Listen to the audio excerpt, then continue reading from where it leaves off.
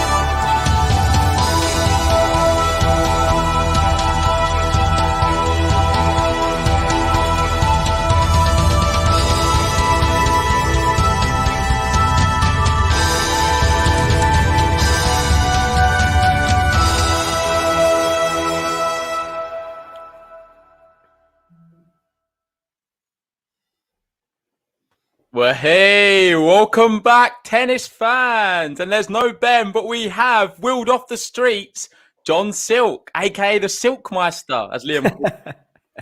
Good afternoon. Very well, very well. I had you in one ear, and I this afternoon for the Djokovic match, but I was actually paying most of my attention with Struff against Alcaraz, which was a good match despite it being straight sets. Yeah. Well, we'll talk about that one in a minute, but we're all here for the big one here today. It's Cam Norrie versus Rafael Nadal.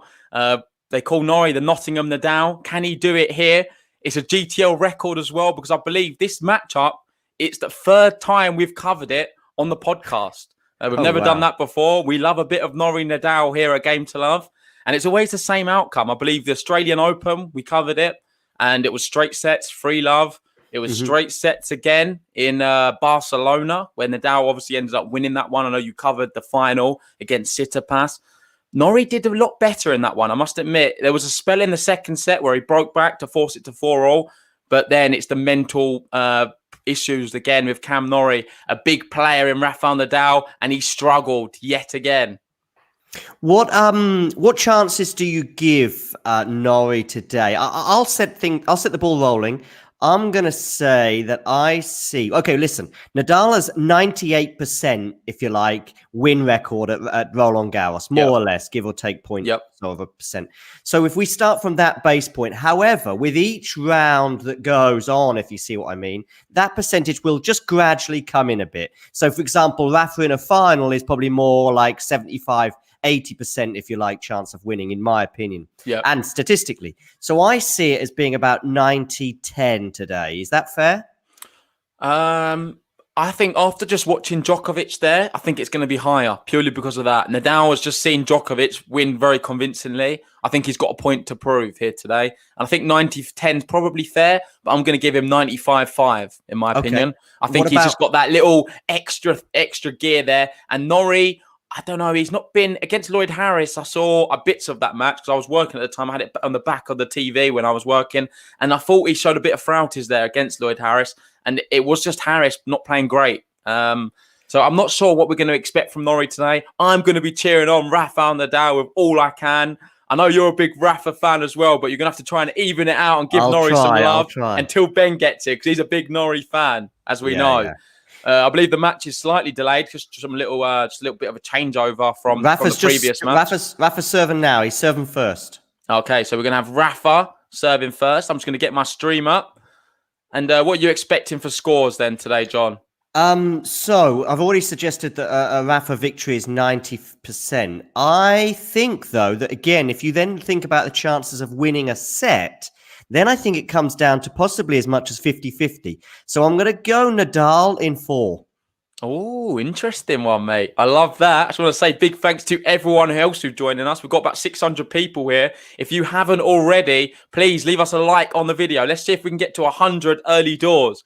We did very well on the Nadal stream last time. I think we got about 60,000 people watching us in the end against Gasquet. I thought it was a really good match. I know some people sound a bit boring, but I enjoyed it. And this one here today, I know you was laughing using the live chat a lot for that one, wasn't you? Yeah, I was loving the commentary. I was loving that commentary. I mean, I was watching the game on TV, but I had you on my commentary for the Nadal Gasquet match. And yeah, I'm always kind of in between you and Ben on so many things, and I see both sides. I can see it in terms of the spectacle that you. Oh, Alan, I'm talking of spectacle.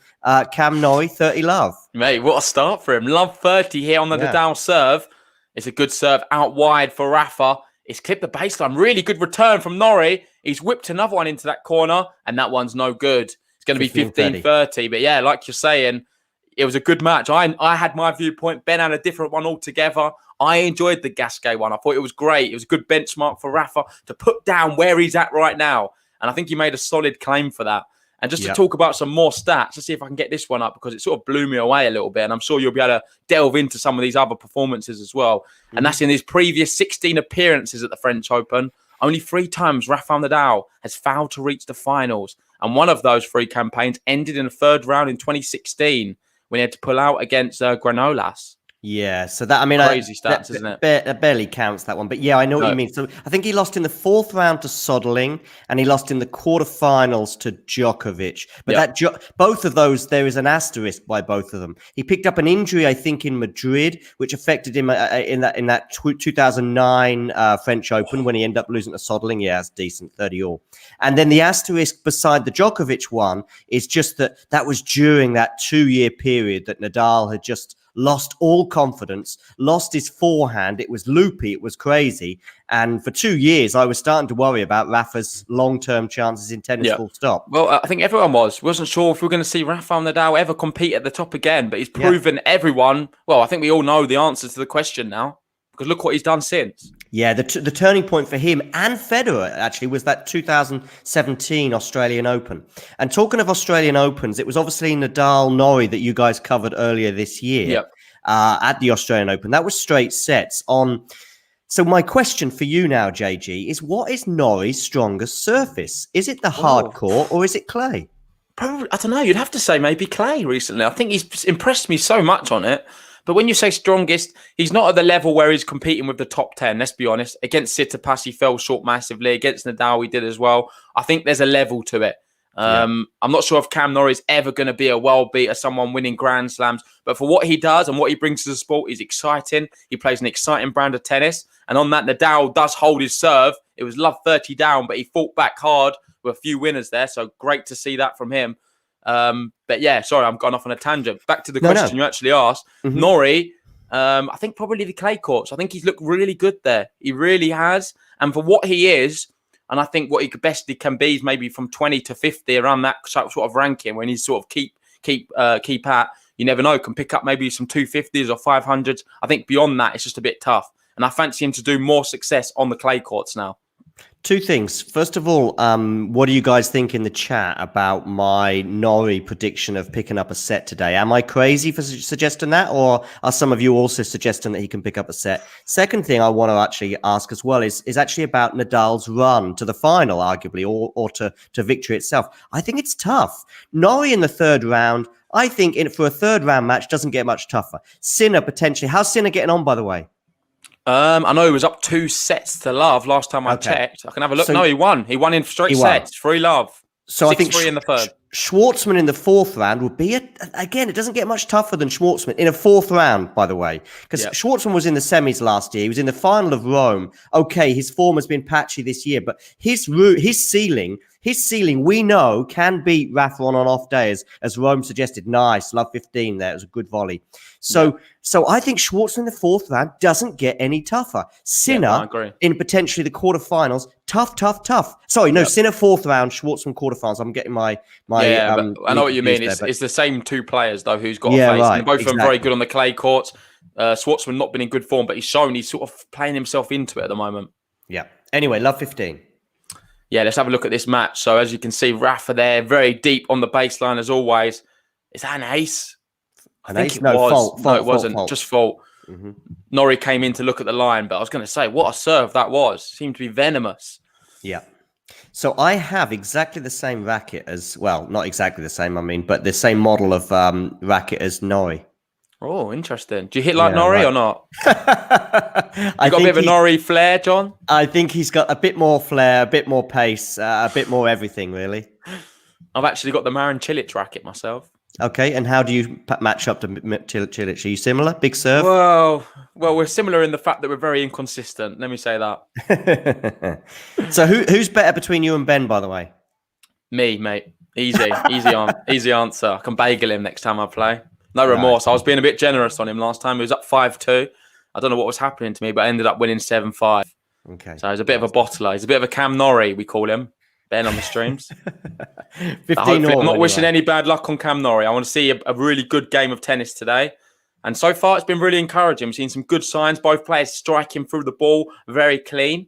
And it's going to be a battle of the left-handers today. Is that right? Yeah, two lefties. Yeah. And I don't know if that is good or bad news for Rafa, actually. I mean, it's a bit different, I suppose. And it certainly wasn't bad news for him either in Barcelona or in Melbourne this year. So yeah. I'm not sure if it's going to phase him too much. I was thinking more with Cam Norrie. That could maybe affect him a little bit playing against another lefty. Yeah, maybe. But anyway, Nadal had a good chance of taking a slight lead in this game there, but went long with a forehand there, unusually. So 30-15 to Norrie. Yeah, great to see so many people in the live stream for this one. Let us know your predictions in the chat. Who do you think is going to win? Does anyone think Norrie can cause a massive upset here? The Nottingham Nadal, as we call him? Or do we think we're going to see more of the same and more big free success? We've seen Djokovic win already. Is Rafa going to follow up with another win here? Let us know in the live chat. I think the last time you and I, JG, did a commentary was Barcelona against Tsitsipas. What a match that was. If we can get something close to that today, that would be great. Mate, I think we only do the epics, me and you, John. We only do the epics. Yes. Anyway, so 40-15 Norrie. So it looks like he's on the verge of leveling this up. Yeah, it's close though. So it's just long there on the baseline from Nadal. Yeah. Norrie's been serving pretty well though, I must say. You see Rafa always on the stretch off the first serve, which is encouraging signs from him. How's Norrie been getting on at the French Open? Has he dropped a set yet? Good question, mate. I'd have to have a look. Yeah, have a look, or someone in the chat. Yeah, have a look at see how Norrie's getting on. I'll take over the comms for a minute or so while you have a look. Yep. So it's 40-30. Nadal will be looking to try and take this to deuce. Yeah, I mean, it's been fairly nondescript so far. A couple of forehand errors from Nadal and Norrie serving quite well.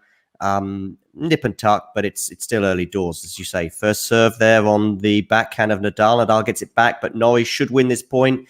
And he does. He does. One game good shot. And just on the question, mate, he beat Frattingallo, one of my qualifiers to watch. Straight sets, 3-love. And then he beat Lloyd Harris in the next round, 3-1. So he's dropped one set so far. Whereas Rafa, he's dropped 0 sets. I think you said the statistic last time for how many consecutive sets that now is. But it's something pretty crazy. And that's 3-love against Poprin and 3-love against Gasquet so far. Yeah, I think it's 6, 7, 8. So it's 29 consecutive sets, at the French Open. Great to see Ian's just joined us. Just subscribe, join in the channel. And for people who don't know, we've recently hit 10,000 subscribers, which is great. So welcome to all the new subscribers. Hopefully, we can get to 20k soon and we get a new button out. So big thanks to everyone who's joined us on this recent journey. And just for you, John, we'll give you a little whirl of the recent button if I can find it. Do it.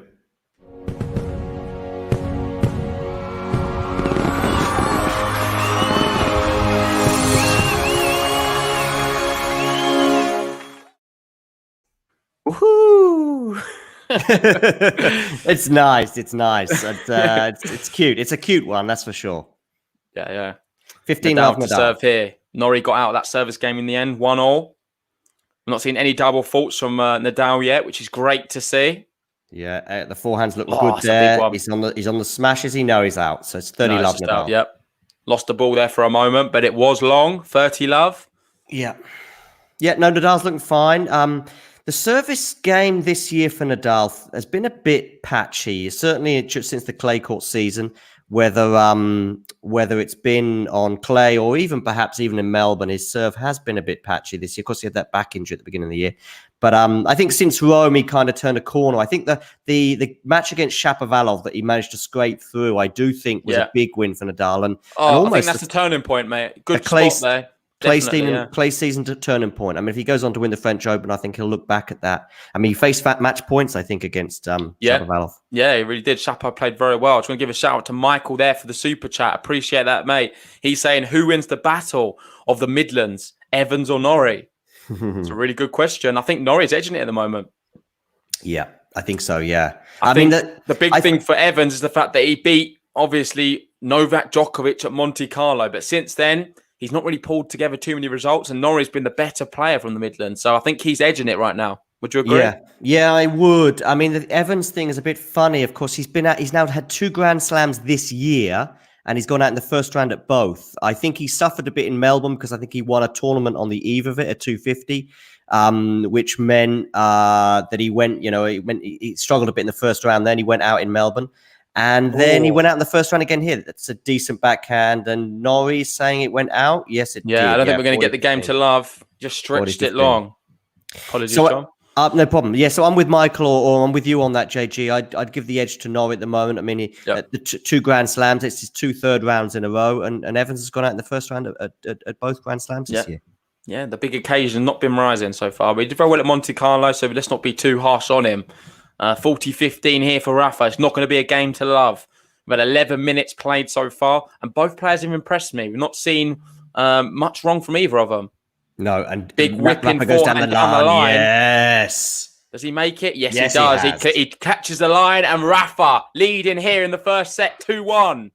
Mate, I just love it. That outfit is just unbelievable. Do you like it as well? I do. Say unbelievable. Unbelievable. I do, but can I make one tiny change? I'd go white socks. I love the white socks, white shoes combo. And so I would have exactly the same outfit, but probably white socks. That's the only change. What kind of socks are there at the moment? They're black. They're black. Okay. I think I would actually stick with the black socks. I think it's just better, mate. You don't want them getting too stained from the clay. You've got to remember what surface we're on here. I know, yeah. They could be a bit orange after a while if they're white. JG and I disagreeing on that. What was this? Obviously, the dominant team at Wimbledon. There was something else I disagreed with you on the other day, but I can't remember what it was. Some comment you made, and I was like, "Nah, don't agree with JG on that." I know what it. I know what it was. It was Gasquet, and you were talking about the Gasquet bounce. I like it. I like it. Okay, fair enough. Yeah, everyone's got a different opinion in tennis. It's great. It brings people together. For me, I find it very weird. He's like, he's trying to be a basketball player. I find it very, very bizarre. Yeah, I mean, maybe I like it a bit more because... Do you like the Del Bonis ball toss as well? Is that the next thing you're going to be telling me? No, that's a bit too outlandish for me. Maybe there's something about the Gasquet ball bounce, though, as well, because, you know, there's a story with Gasquet in that he beat Nadal as in a junior, and it really hasn't ever taken off for him. He's had injuries, as Nadal pointed out in his press conference the other day. And there's a narrative with him. And I don't know, there's something kind of quite friendly about him. If I found him a sinister player in a way, I'd find that ball bounce a bit more annoying. But because he seems like a decent guy, I find it quite a cute ball bounce. So I'm with Ben on that. Anyway, 2-1, back to the match here. Norrie to serve, first serve. Yeah, I just want to give a shout out to everyone who's liked the video so far. We've just passed 100. So let's get that button going.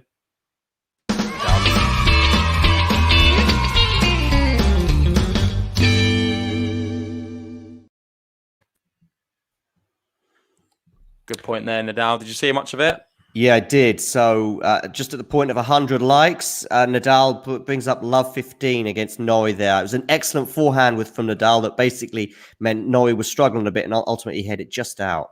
What's going on here? Nadal's asking for a little break. So Norrie took a serve and Nadal wasn't ready, it seems. Almost like the Federer. Not more of this. Here almost we go like again. The Federer match. What did you think of that Federer stuff, by the way? I couldn't really work out what was going on. Obviously, it was all in French at the start. Federer was moaning about. I don't think, in hindsight, looking at it and from what I've seen online, I don't think it was probably a good move from Federer, if I'm honest. No, I think it was good that Cilic put him in his place a little bit. Yeah, listen, I'm a huge Federer fan. I think he's good for the sport and he's a decent guy and blah, blah, blah. As Nadal goes in the net there, 15-all. No, but I think I'm more on the umpire's side, really, because Cilic wasn't really debating nothing. But really, it's up to you as the person facing the serve. You need to follow really the pace of the server. If the server's going quickly, as Federer does as a server, as the receiver, you've got to go at his or her pace. And again, if the server's going slowly, as long as they're within the 25-second shot clock, you've got to go at that pace and you've got to be ready for it. If you're messing around as Federer was the other day, well, I'm with the umpire basically who's saying, nope, you've got to be ready, mate. It doesn't matter if he bounces it 10 times or 5. I mean, okay, if he's bouncing it, you've got the 25 seconds. That's what the shot clock is there for. Anyway, yeah. 15. Did you see that 30, one? 15. That's a real shank there from Rafa. Yeah, let's give him that button.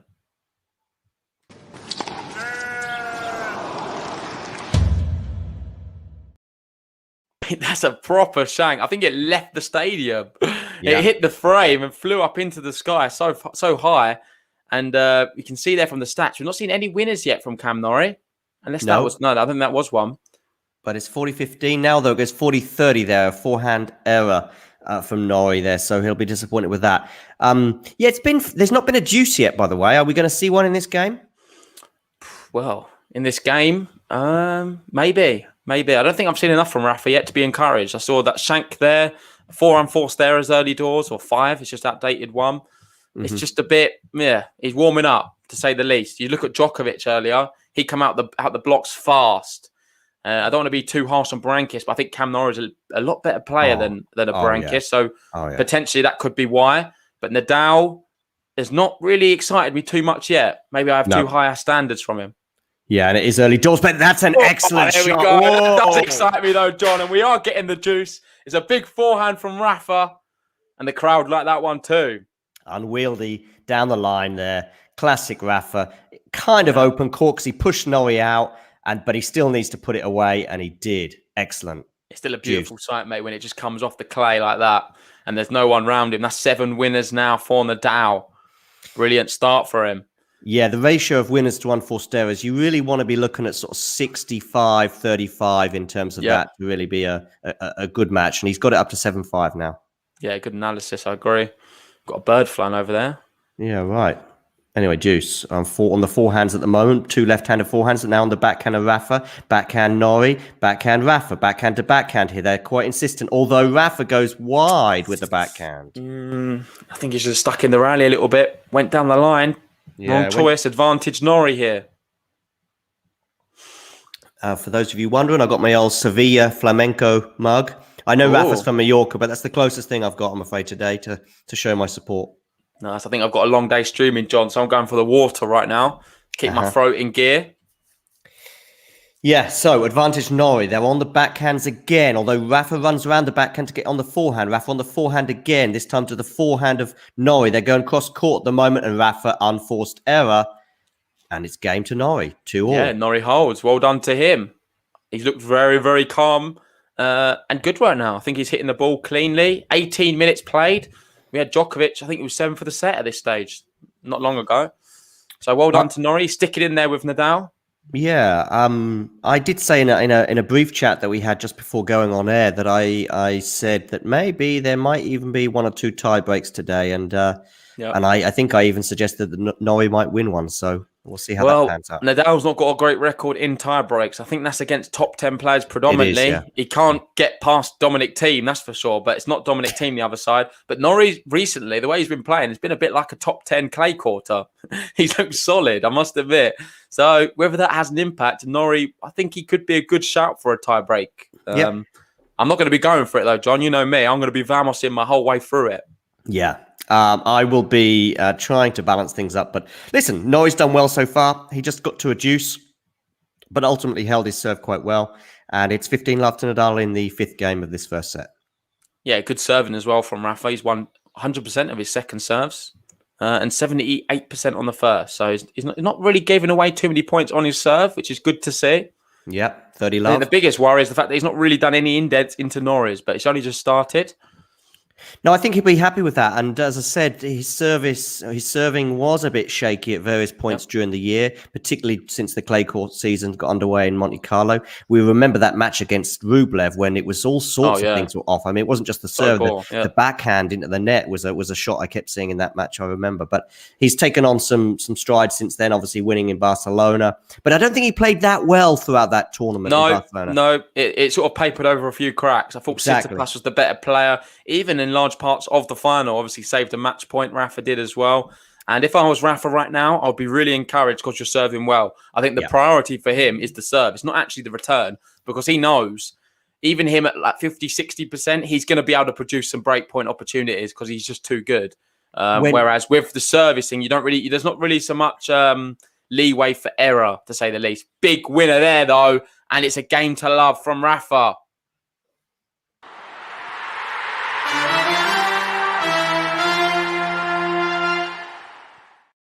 We've got Jared there saying, John, silky smooth silk in the house. Great to see. I like Liam's one for you, the Silk Master. Yeah, I like that. I think that's going to stick. Yeah, I'm fine with that. I might even have that the next time I'm on. I'll have that at the bottom of the screen. if I remember, you'll need to remind me. But anyway, that's a game to love there for Rafa. And I think I just want to add something to what you were saying about his serve. I think on clay in particular, but throughout, when he does lose on those odd occasions on this surface, it's the serve. It's the serve that's his undoing, if you like, because we know that the forehand can get him out of trouble, by the way, in terms of he can have a bad service match, if you like, with bad service statistics, but he gets out of trouble because he's so good elsewhere. But if his serve is on this surface, I don't think anyone's got a chance. Yeah, no, I agree, mate. I agree. If the serve is on, I don't give anyone a chance. Probably the best chance is going to be Djokovic because he's someone who can neutralise a good serve. But let's see if we do get that matchup in the semi-finals. I think there's a lot of tennis to be played before that. And there's a few people who could trouble both of Nadal and Djokovic prior to that. Obviously, you've got Federer there lurking. You've got Berrettini lurking. And there's for Nadal, you've got Schwartzman, I believe, lurking in the shadows. So let's see what happens. Yeah. And Sinner, as you say. So 3-2 or 2-3, I should say, because Norrie to serve. Who's been playing better so far in this tournament? I saw someone ask in the chat, Nadal or Djokovic for you, JG? Good question. I would have said Nadal, but I think I would have 100% said Nadal until I saw Djokovic today. I thought he actually really impressed me, especially the first set. He wasn't just going through the motions, but then as the match went on, he did get a bit flat. But I don't think Berankis gave him much to really get him up for it. So it's hard to say. I think it's been very even.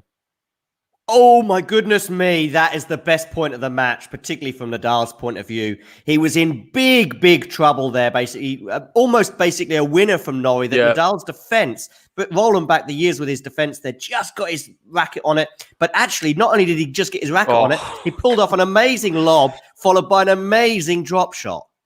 Mate, I think we give him the button just for that alone. Vamos, Rafa, let's go. We love to see it. Hey! Vamos! Hey!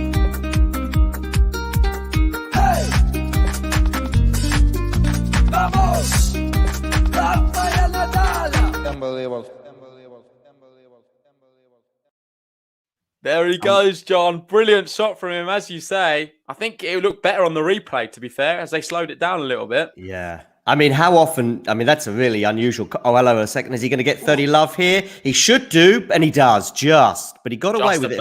He got away with one. He went the wrong side. Norrie second-guessed him, held a racket out there, and probably should have done a little bit better with the passing shot into the net. 30 love Nadal. Is he going to break here early on in the first set? So we saw some unbelievable tennis from Nadal to go up love 15, but actually he had an easy-ish forehand there. Winner it should have been. Yeah. But Norrie actually ended up getting to it quite comfortably. As you say, he second-guessed where it would go, but he ultimately put it in the net when really was probably easier to pass. Rafa love 30. didn't put it in the corner, mate. No, he didn't, no. We've got Ben there in the chat, son of Robin, saying, Berankis, with only 6 games, how many will Norrie get? Well, I know John fancies him for a tie-break, so it's probably going to be quite a few for you. What, about 10 or 12? Oh, yeah. I mean, Norrie's on a much higher level than Djokovic's opponents. I mean, so although having said that, it's now love 40, 3 break points for Rafa. We'll take it, John. It's been a bit of a gift here from Norrie. Yeah. If Ben is anywhere near, I'm sure he's watching this thinking, I've got to get in there pretty soon to get this Rafa love in, split us up and get us separated. I know Ben's having a quick bite to eat. He'll probably be joining us at some point fairly soon. But anyway. 3 break points, Rafa here. It's a good serve. Good serve. Very good serve. Rafa couldn't get there on the forehand side as well. We usually see players go down the tee on that side against Rafa. Look at just quickly looking at Rafa's serving stats. I know Norrie's serving, but look at those stats. Unbelievable. Anyway, Norrie on the serve here. Ball toss, but takes a second look at it because he's not happy. Yeah. Mate, there's break points. That's a break point ball toss if I've seen one. Yep, and he goes into the net on the first serve. So Nadal gets a second serve to look at, 15-40. Even the dog's getting excited. Yeah, the dogs can feel it here. I love it. Sense it. It's a big forehand from Rafa down the middle. Backhand from Norrie, and he's dragged it. It's not good. Yeah, it's a poor one yet again.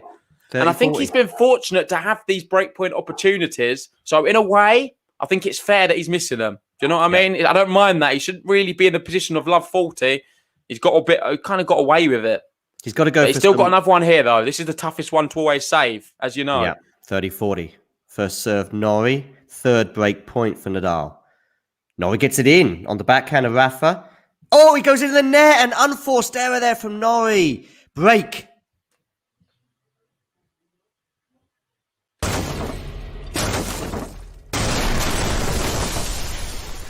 Hey!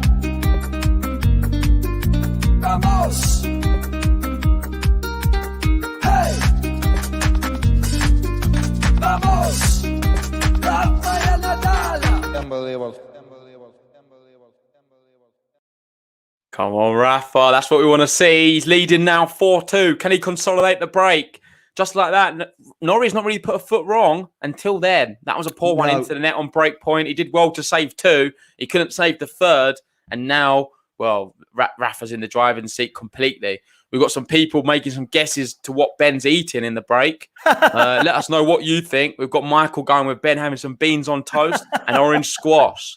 I think it's a bit too hot in the UK for beans and toast, but it'll be interesting to see what he's actually having. Maybe the cucumber. Is the sun out in the UK? Because it's pretty cloudy and murky here. No, the sun's out today. It was a bit cloudy this morning. We had rain yesterday, but the sun has returned. And the sun is Of course it's going to be out, mate. It's got to be out. We've got the big 3 on a Saturday. The sun was always coming out here in the UK. Super Saturday, definitely. So Nadal winning 15-love in this 7th game. I have to do my maths. 4 + 2 in the 7th game of the first set. 15-love second serve.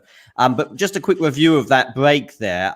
Basically, what did it for Nadal was that unbelievable point at the beginning of that game to bring up love 15 when he's really on the defensive, but an unbelievable lob followed by an unbelievable drop shot, ultimately giving love 15 and just giving him the slight advantage that he ultimately held on for to break. It was the momentum switch, wasn't it? That really good shot. We've got some predictions in, though.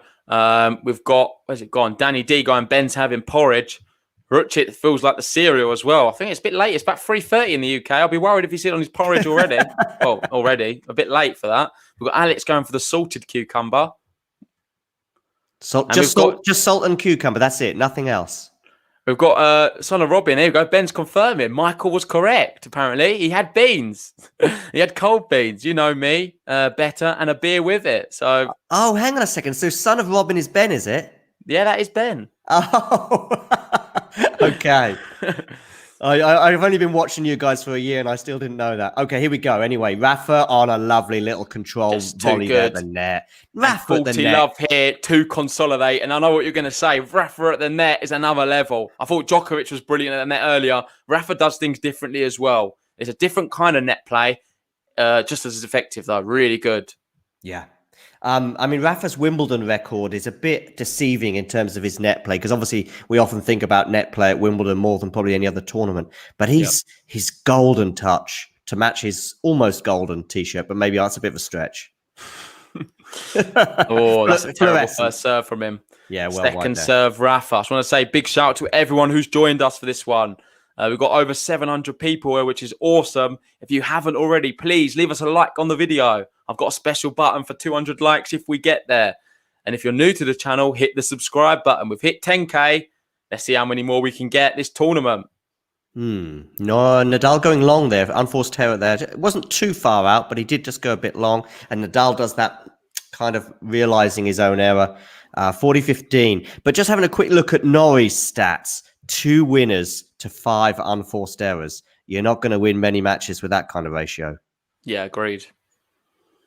Although Rafa, he would be maybe a bit disappointed with 8 unforced errors already. Yeah, he will be. Yeah, he will be. But 10 winners already midway through this set is a good start. Okay, so he gets loopy on the backhand there, but that's okay.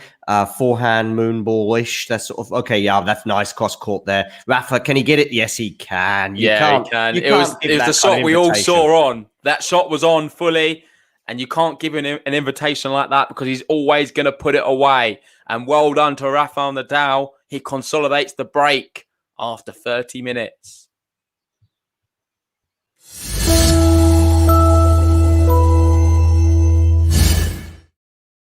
We've got people asking about your accent, John. They're saying me and Ben are a lot more common than you. You're a bit posher. We've got Michael saying John's accent's just posh. Danny D saying he's John from London. His accent's lovely. Danny, there's a lot of fans here. I've always said Danny's a good guy. He's one of my favourite members of the GTL. Are you sure that's not you on your phone in one of your troll accounts? Yeah. Danny D. There he is. Look, he's got the phone out already. So I was born actually near Norwich, which is very rural England, let's call it that, and pretty flat at that too. But I left the UK 16 years ago. And so I lived in a few different places. And I guess I would call my English fairly neutral, if you like. I taught English for a little while, and you have to kind of speak in a kind of neutral-ish way. But yeah, I lived in Australia for a little while. I lived in a few different places, and I'm just pleased I haven't picked up a German accent anyway. Fair enough, mate. We've got Vanch here sending for me saying, JG will somehow say this match is fun. It's so one-sided. Norrie's a disappointment. I don't know what you're talking about, Vanch. I'm having loads of fun. What a match this is. This is getting close to Gasquet levels already for me. I'm loving it. What a match. The sun's out. Nadal is doing well. And who cares what court he's on because he's living up to the occasion. There's a lot of fans out on this court. And he's 5-2, 1 game away from the first set. Norrie, they're having a few issues with his ball toss. And the first serve, not a very good one. It's wide. Listen, I've seen coming up. Sorry, go on. Let's commentate on this point, and then we'll. Okay, so Nadal now on the backhand slice, gets it in. Norrie on the forehand goes down the line, and 15 love there. Just quickly on that Susan Longland Chatrier chat that whoever's on Longland, you get the Nadal fans complaining that the 20 Grand Slam winners on Longland, or if Djokovic is there. Listen, you've got to play 1 or 2 matches en route on Longland. So be it. The only thing that really would bother me is if it rains and stuff and it disrupts the match. But apart from that, you got to play at some point on Longland. So why not? Why not? At least it's in front of fans. You know, I think possibly being on Longland in front of fans is better than being on Chatrier not in front of fans. Yeah, and I agree. I'm not against it at all. I think it's exciting. It's good for an opportunity for people who couldn't get tickets for the centre court as well. Yeah, it might allow different people to be able to witness the great thing, which is Rafael Nadal. Saying that's not very great. No, it wasn't. He's a great man, but that's not a great shot. No, right. So it's 30 love there. An error from Nadal going into the net, and I was praising his net play, and just at the point he's sort of coming to the net on quite a comfortable backhand volley, but he hits it into the net. Anyway, 30 love Norrie. But regarding, this match and the quality, I don't think Norrie's really been hitting his own personal heights. But Norrie's a good player. He's a good player. You win a set against Norrie, whoever you are, I think you're pretty happy. I mean, Norrie's only dropped 1 set in his first 2 matches. I don't think Norrie's played that bad, though. I think it's just the same case of what happened with Gasquet. Maybe Gasquet was doing okay. It's just it's the Nadal effect, I'm afraid. People need to accept this. He makes people look bad. Like we saw this against Djokovic in the final. He bageled him in the first set. It happens. This is the way it is. We've got to accept this right now. That first set against Djokovic, I know it was a bagel. Hello. And Norrie's won the game to love. Well done to him. Game to love for him.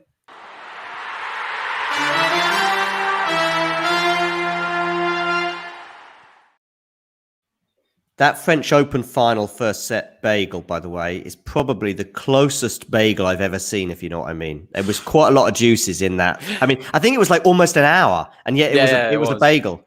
So, I mean, listen, hats off to Rafa. Probably perfect tennis for probably 2.5 sets of that final. Yeah.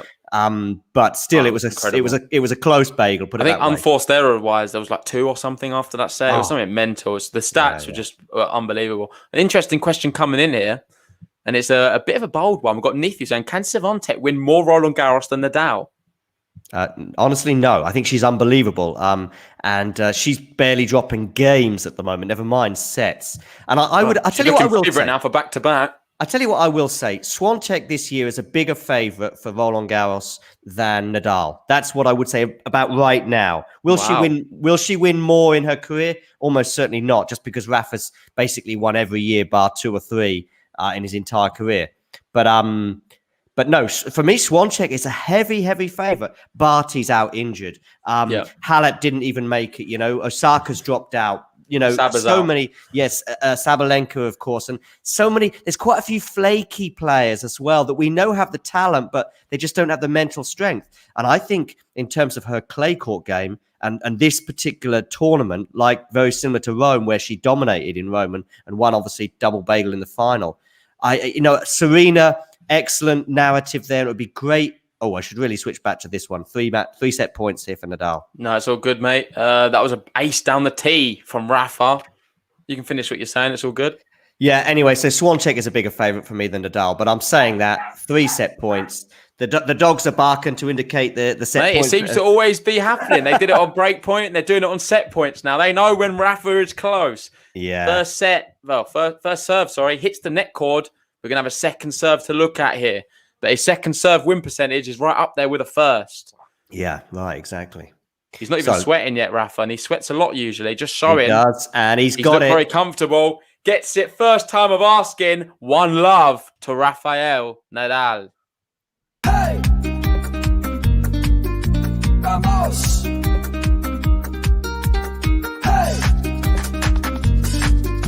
Vamos! Rafael Nadal!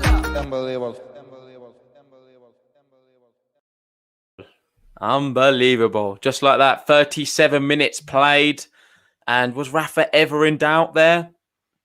Not really. I mean, there were some good points from him at certain points, but ultimately, like I say, you just managed to break Norrie. But Norrie was comfortable on his serve with one exception.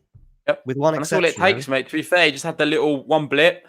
Norrie's not done too much wrong aside from that, I must admit. But Nadal does what he does best. And I've really enjoyed the match so far. Hopefully you guys are enjoying it as well. If you haven't already, please leave us a like on the video. How close are we to 200? Oh, we've still got another 30 to go. Let's try and get to 200 likes. And if you're new to the channel, hit that subscribe button. We're going to be bringing you Roger Federer later on tonight on centre court. Can he continue his fine vein of form? Obviously played very well against Marin Cilic, hit some aces as well. And Djokovic might be looking over his shoulder a little bit. What's your prediction? What's your prediction for Federer tonight? I think Koepfer's a good player. I think he's going to drop a set, if I'm honest. I think Koepfer can take one. I'm not sure which one it's going to be, but ultimately I want to see Federer win. And I could be slightly biased in that thinking. It's just more, I can't bet against him. I just want to see Federer do well and play again. And ultimately it's going to bring out the crowds as well and make it a more exciting tournament with Federer in it. So Koepfer obviously coming from Germany. How do you rate him and Struff? I'd put Struff ahead of Koepfer really in terms of... Well, Struff for me is a little bit more experienced, been on the tour for a bit longer. Koepfer was someone who I was following quite a bit actually when we started the podcast because he was very good on the grass courts, for people who don't know. Good on hard courts as well. He seems to be doing it on all the surfaces, but on grass he really impressed me one year. Then went into Wimbledon, played Schwartzman and got absolutely destroyed. I was actually live at the match watching that one, and I was expecting more of a spectacle. Wasn't to be. I think he got bageled in the first. I think he won a set somehow, but he just wasn't in it at all. But ultimately, Koepfer, I like him. I think he took a set maybe off Medvedev at the US Open as well, which is pretty big.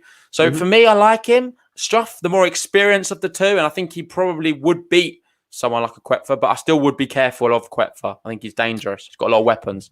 Yeah, I see it as 50-50 tonight. I can't make my mind up. You put up a good case for Federer to some extent.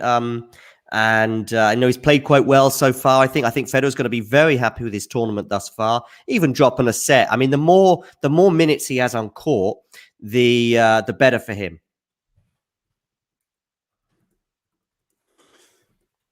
Yeah, it's not looking good for Norrie, though. He wins that point, though. 15-all here in the second set.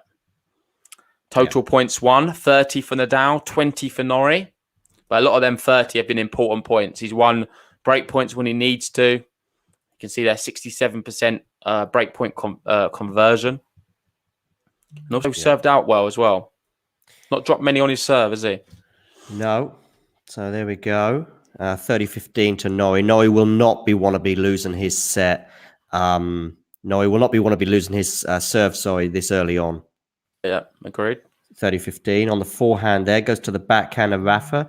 This is a fairly lengthy rally at the moment. They're not going too deep with these top shots, although, as I say that, Norrie goes deep there, but he gets it in. Forehand of Rafa. Forehand to forehand now. Cross-court to cross-court. They're sticking with the cross-court philosophy for now, both of them, until Rafa goes back on the backhand of Rafa now. Back on the forehand of Rafa. Forehand to forehand. It's a fairly lengthy rally here. They've both been pretty conservative, and Nadal really was the net. Yeah. Wasn't going for the winner there either. He wanted to stay in the rally there, Nadal. Well done to Norrie, mate. He outstood him in a rally. And a long one as well. Must have been about 20 shots. So credit to him. Yeah. I think after this game, I'm going to quickly jump off for a little bit, take some lunch myself, leave Ben and John. Hopefully Ben's going to give some Cam Norrie love. I think he's got the GB flag behind him. So you were dead, or pretty much dead on there as Norrie holds his serve. That was 21 shots, that rally.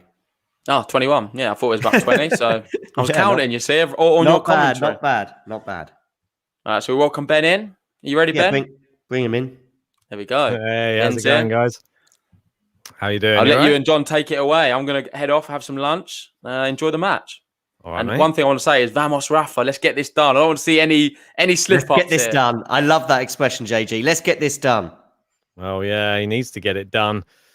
So far, so good, though, for Rafa Nadal in this matchup. You got some interesting Rafa banners made in the crowd there. A little homemade one there from a child. That's quite a nice one.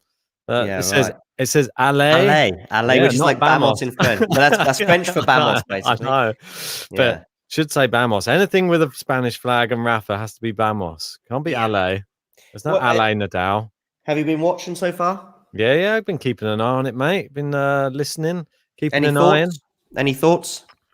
It's running the mill at the moment for me. I think we were sort of talking about it in the last match as well. I don't think really Norrie has the mentality to get past someone like Nadal. I think that it's all about a mental side of the game. You come to a Grand Slam, especially. You saw him when he played Tsitsipas in a final recently. He just fell apart at the business end. I reckon if he gets this to a business end and he's serving for a set, he's just going to bottle it anyway.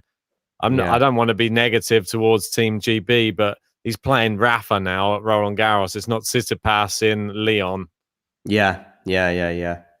Although he might get love 15. Nice, Norrie. Look at that. Yeah, nice. Almost Djokovic-esque there with the jumping up in the air backhand, albeit he was pretty close to the net. Indeed. Look at that. Jumped up. Does the old Shapovalov. But double hand. Don't get many jumping double handers, though. That's a bit... No, I think doesn't Djokovic do something similar to that from time to time? Sometimes, yeah. When he feels like it. His one's a little bit more caressing it, though, rather than... Yeah. I want to say thanks for everyone who has joined us for this one. We're nearly up to 200 likes on the video. Please hit it if you are just joining us, and subscribe if you're new. We've just hit 10K. We're looking to get to 20. Imagine if we got to 20 by the end of the tournament. That would be ridiculous. But you guys can help us get there. Love how under the cosh since I brought in the Union Jack, it would seem. Under the cosh, love 15. Norrie going to make me eat my words now. Yeah, so length on that. Yeah, right. Backhand to backhand, forehand Rafa now, forehand Norrie, backhand now to both backhands now. I think they like to keep each other on each other's backhands, really, on the backhand slice. And Rafa unwheels the forehand, but it's not enough. Oh, he just clipped the line there, Nadal. He's got Norrie on the run. Norrie got that in somehow. Oh, he tried to do the old guess him, but it didn't work.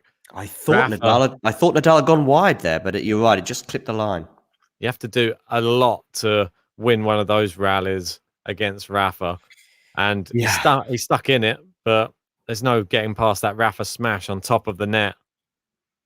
Yeah. So 15 all. Nadal will be pleased to have won that point. Obviously, at love 15 initially, so he's brought it back to 15 all. Yeah, it's kind of your right run of the mill, I guess, thus far.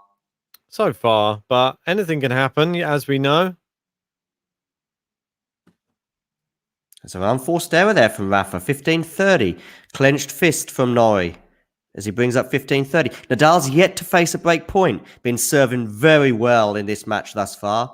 Not faced a break point, but now Norrie, 15-30. Not sure if I've got a half and half flag that I can put up. I know JG's wanting me to rep Rafa in this one. I think you're rocking the British flag personally. Let us know what you think in the chat. Should he go half and half or should he stick with the UK flag? Right. So, 15, well, 30. yeah, let us know in the chat. What do you want? Do you want me to rock Spain or do you want me to rock GB? I feel like I'm going against my own, mate. Although Cam Norrie, where is he from, really? Yeah, South Africa, New Zealand? Which one? Oh, talking about where he comes from, though, is slightly less important. The fact that he's just put a fairly easy backhand return into the net. 30 all. Some Rafa fans there wearing Rafa face masks. Oh, nice. He's got his own line. Yeah, obviously, when I say face masks in 2021, hopefully the audience know what I mean with that.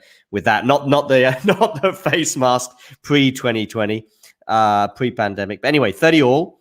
Love one. Nadal still in a bit of trouble here. He's now on a second serve. Norrie be hoping to do much better with his return than he did on the previous service point where he stuck it into the net. 30 all.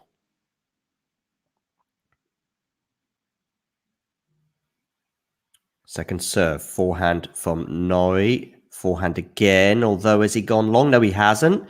Oh, an error there from Rafa. Bringing up break point. Bringing up break point there. So, 30-40.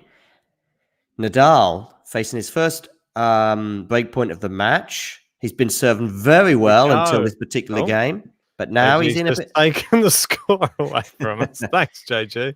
No worries. I'll go and sort that out. Don't worry. I'll bring us back to score. But it is break point. Such a pivotal moment. JG, fuming. He's just removed the score. He's so angry. Yeah, right. First serve, though, there from Nadal. Clutch serving at a clutch moment. Deuce. I'll sort of keep an eye on the match while you do the technical stuff, if you like, Ben. I think it worked there, his tactic, just to get Rafa back on. Didn't even want to see the break point on the stream. Let me see if I can bring this one up. Deuce. Yeah, it's the right one. There you go. We're back. Sorry, Cam. We didn't even get to have your break point on the screen. Sad. Yeah. Deuce. So, Rafa, can you close this particular game out? Because can he? That is the big question. He's locked in a deuce with Cam Norrie, the Nottingham Nadal. Backhand. It's long. It's another break point here for Norrie. And another unforced error from Rafa. Yeah, what's happening? They're flying off there. Do you see 14 and 14? Is that now 15 after his racket? I think so. It's not great, is it? No. I mean, the scoreboard is looking good for Rafa, but yeah, that ratio of 14 wins, it's his serve, basically, that's been on it today. It's other parts of his game, maybe less so. Exactly. We've got Universal Human saying, go Cam. We've got the ball from Nottingham, from Vanch. Good return. Down the centre of the court. Is Cam going to attack it? He does. Nadal whips into the net, and it's the break of serve, and it is Cam Norrie. Well done.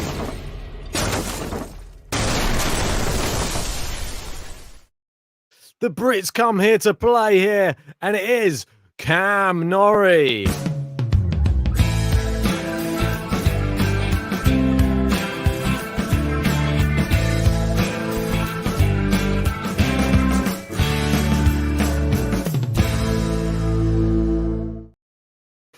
And obviously Tyson Fury turning up there just to wish him good luck.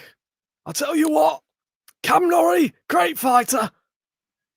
Ooh, a couple of ball tosses there that he's not happy with. So he's going to have a third ball toss now for the first serve here. Gets it in. Backhand looping return from Rafa, and they're looping it to each other, but he's gone short there. Winner from Norrie down the line. We Yeah. all know it's not a break, John, unless you consolidate it, and he is trying his best here. I think his best is trying to get the breaks early in the set. We didn't really discuss that. We said he can't serve out sets. Maybe he can serve the beginning of the set and then just get the lead and the pressure's off. Get the break, get the double break, maybe. We'll see. Yeah. Hard to hold or consolidate against Rafa. Probably one of the most difficult out of everyone. Good backhand. Not good backhand, good second serve. Getting my words muddled. Oh, it's wide there. 15 or a loose forehand there. Do you think Nadal worries about playing other lefties? So JG and I sort of touched on this. I don't know. I think it's something different for him to think about. But given his record against Norrie, at least this year anyway, two comfortable wins, I would say. I don't think it's a big issue. There might be some stats out there. It'll probably take us a few hours to find them, so we probably won't be able to do it now. But it'd be interesting to see how Rafa does against fellow lefties compared to his record against right-handed players. Don't you worry, mate. I'll find out for you. Really? I think it might take a while to find out his record against lefties. You'd be surprised, mate. You'd be surprised. Yeah, you probably... Oh, no, here we go. Right, I'll bring up some statistics for you for his... Rafa's... Do you want all surfaces or just clay? Just everything, all surfaces, his record against left-handed players. Okay. So it's percentages of matches won against lefties, 87.9%. Okay, and against righties? Wow. So it's 87.9. We need to compare it against right-handed players. So 82%, 82.7. So he does better against lefties. Yeah. There you go. There you go. That's ominous, isn't it? And then as we're speaking, 15-30. Yeah. Good serve out wide there. Rafa whips in. He's opened the court up. That's the one he has to go for. He's missed it, though. Yeah. See, I appreciate what Norrie's trying to do there because he has to do that. There's no other option. You have to try and hit a winner when Rafa's out the court. Yeah, no, he's got to go for it. I mean, that's there to be won, if you like, rather than just knocking it back in. When you have that huge advantage in the point, you've then got to put it away. But he didn't. There's part of me, I know I'm probably one of the only people who harp on about this type of shot because I was very chop heavy when I used to play tennis. I used to come from obviously a squash background. I like to see there you go. It's the break for Rafa. He's back. Vamos, Rafael Nadal.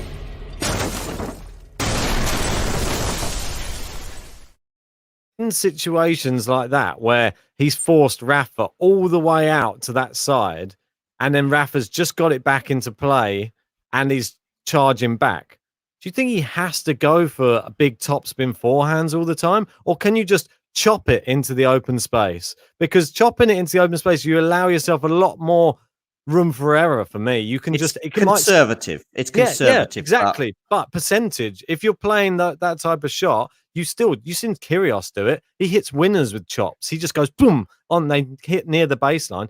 For me, if you just got it service line, the ball might die quicker anyway, and Rafa might not be able to get back to it. Yeah, I know what you mean, but I'm going to disagree slightly. I think you might be right against 99% of players. Maybe you're right. You can just take a little bit off it and you can go for a bit of a chop there and be a little bit more cautious. I just think against Rafa, you've just got to go for it. Go for every single... Yeah, that's the only chance I think you've got against him on Philippe Chatrier. Maybe Madrid is a bit different. Maybe obviously hard courts and grass, a little bit different. Even grass, though, to be fair, the guys that have beaten Rafa in those early rounds at Wimbledon, you know, the Kyrgios win, who was the Czech player that beat him like 16-14 in the fifth? About 4 years, 2017. I think it was a Czech guy he lost to 16-14 in the fifth or 14-12 in the fifth or something. Anyway, these early rounds that he's lost at Wimbledon, there have been just guys that just gone for it. Dustin Brown was one, but that was like 2015, I think. Russell, that's the one I'm thinking of. But those three early defeats that he had at Wimbledon, and Soderling as well in 2009 at the French, they've just been guys that have just Hard gone hitters. for it. Yeah, Hard they've just hitters. gone. They've been so aggressive from start to finish. Yeah, and they managed to somehow play the perfect game where you Yeah. don't miss and you you got- hit winner after winner, and Yeah, that's what it takes. that is what it On takes. those days, you beat anybody on the tour. You beat the best in the world if you play your best tennis. And I when think, you're that level, sorry Ben, when you're Right. sort of 30, 40, 50, 60 in the world or whatever, post 100 with some of those at Wimbledon, I think that's the only chance you have. If you're Djokovic, you can hang in there. If you're perhaps other players in the top 10, Tsitsipas, Zverev, even Schwartzman or whatever, then you can play. You're still good enough to do that. But when you're probably at Cam Norrie's level, I think you've just got to go for it. That's what I'm saying, basically. Yeah, I think you're right. I think that there's so many players that are even outside the top 100 that could, if they play the perfect game, they beat number one in the world. There's just players out there like that. That's how good the level of tennis is inside the top, say, 500 in men's tennis, that you could have an unbelievable match and you could beat someone inside the top 100 easily, but you can even beat these top players on your day, but you can't put the consistency together. That's why they're there. Consistency. Great return from Norrie there, and he's gone power. And is Nadal going to struggle to consolidate, hit the break back? That's the question here. Norrie's pinning him in here. 15:30. So Ben, you're playing Rafa, Philippe Chatrier, 5 sets, first round French Open. How are you playing? I mean, first of all, do you think you'll win a game? Secondly, do you think you'll win a point if you don't think you win a game? And thirdly, what are your tactics? Good serve out wide. My tactics against Rafa, Yeah. mate, I don't think I'd have any. I think he'd just completely destroy me. But Rafa, at the moment, he's just a bit unplayable. I think I'd make him run around a lot, but he's got a good gas tank anyway. I think try and get him into awkward positions on the court. That's all I'd say to Norrie. Hit the winners when they're there to be hit, and try and bring him into the net, maybe. I know he's got good volume, but try and just get him out of the court, because you've seen him, when he gets him out of the court, you've got an opportunity to try and hit a winner or at least get him on the back foot in the rally. So these crafty angles would be very, very useful to him. But, well, it's 30 all. 30 all. I'm just going for a winner on every single point. That's my attitude. And it might... Oh, 30-40. Talking to going for winners there. Wow. Excellent return from Norrie. Excellent backhand return there, Norrie. 30-40. Yeah, really good. That double-hander down the line lands just inside the tram line. Yeah, 30-40. And so Guys, we've seen a few breaks now. We've got over 900 people in. If you haven't liked the video yet, guys, we really appreciate everyone who does. Please hit that like button and subscribe if you are new. Rafa serving at break point here. Good return from Norrie. Rafa inside out forehand. Down the line, winner from Norrie. Look at that. That's what I'm talking about. Cam Norrie breaks.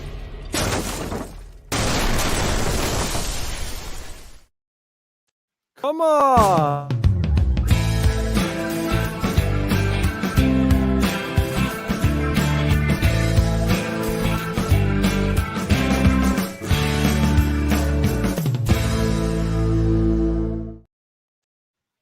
Well. What a shot there from Cam Norrie. And that backhand's been his money shot, it would seem, in this match. Particularly in that game, 2 double-handed backhands down the line, one off a serve, has basically meant he's broken Nadal twice in this set, albeit that he's only one break ahead because Nadal broke once too. Got to consolidate, though. Got to consolidate. Well, Nadal couldn't consolidate either, to be fair. Good return there, deep from Nadal. And then just over the net, Norrie attacks the net. He hits the net with that volley. Now he goes back to Nadal. Nadal goes back to Norrie, and it's into the net from Norrie. I actually think Nadal made a couple of tactical mistakes there with some shots, but he got away with it. But anyway, Nadal ends up bringing up love 15. I'm saying, why is Tyson Fury there? I know he's a Brit, but still, come on, he's a staple of the channel. Tyson Fury. We know that Cam Norrie definitely is no dosser. Yeah. So, love 15. Can Love Norrie 15. consolidate? He couldn't do it before. Can he do it this time? We'll see. It's the hardest bit against playing Rafa is consolidating your breaks or Second serving serve. out sets. Yep, second serve. Rafa, there's 59 minutes on the clock. Norrie goes forehand into Rafa's forehand. They go forehand down the line now into the backhand of Rafa. Cross-court backhands. The slice employed by Rafa now. Norrie attacks the net. He goes with the volley. It's bounced up a lot. Rafa finishes those for breakfast. Wow. Saw the speed there of Rafa as well. I think that came in handy for him because it wasn't a bad volley, I don't think, from Norrie, but ultimately the speed of Rafa was good enough for him to get there. And as you say, he has those for breakfast. Oh, always. Yeah, as soon as you see it bounce in and around that service box and he's on his bike, he gets there and wallop. It just goes round the corner every time. Great serve there from Norrie. Steps in. Oh, he's overcooked it. And this is the problem, see. The one thing I said before the match is the thing we're seeing here. He has the ability to break, just doesn't have the bottle to serve it out. And it's the serving, which is always this side of it is his problem. It's sad as well because he has such an amazing game. He's been one of the best clay court players on tour this year. Yeah, love 40. Oh, good return from Rafa. And he's got 3 break points. You feel the pressure's off Rafa here. You can just really, say that. And he's in the net. It's poor forehand from Rafa. Yeah, that's an ugly forehand, I would say, into the net. We've got some people jumping on Norrie's back. Vance saying Norrie's a flop. Well, give him a chance, mate. He's 3-1 up against Rafa. I'd like to see how everybody else plays. That no one even manages to get a break normally. Yeah, a smiling umpire there. I don't know what she was giggling at. So maybe a comment in the crowd. We've got Ezra asking, any news on Swiatek? She is into a first set tie break with a net Kontaveit right now. Some very close matches going on. We got Magna Linette is up a set against Ons Jabeur, but Ons Jabeur 3-love up in the second. And Maria Sakkari is level at 4 games all with Elise Mertens. Okay, 15-40 here. Oh, it's into the net. And it's a break again, yet again.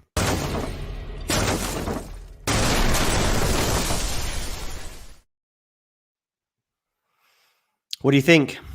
Well, I think Rafa deserves his button. Hey! Vamos! Hey! Vamos! Rafael Nadal! Unbelievable. So Norrie breaks twice and gets broken back twice.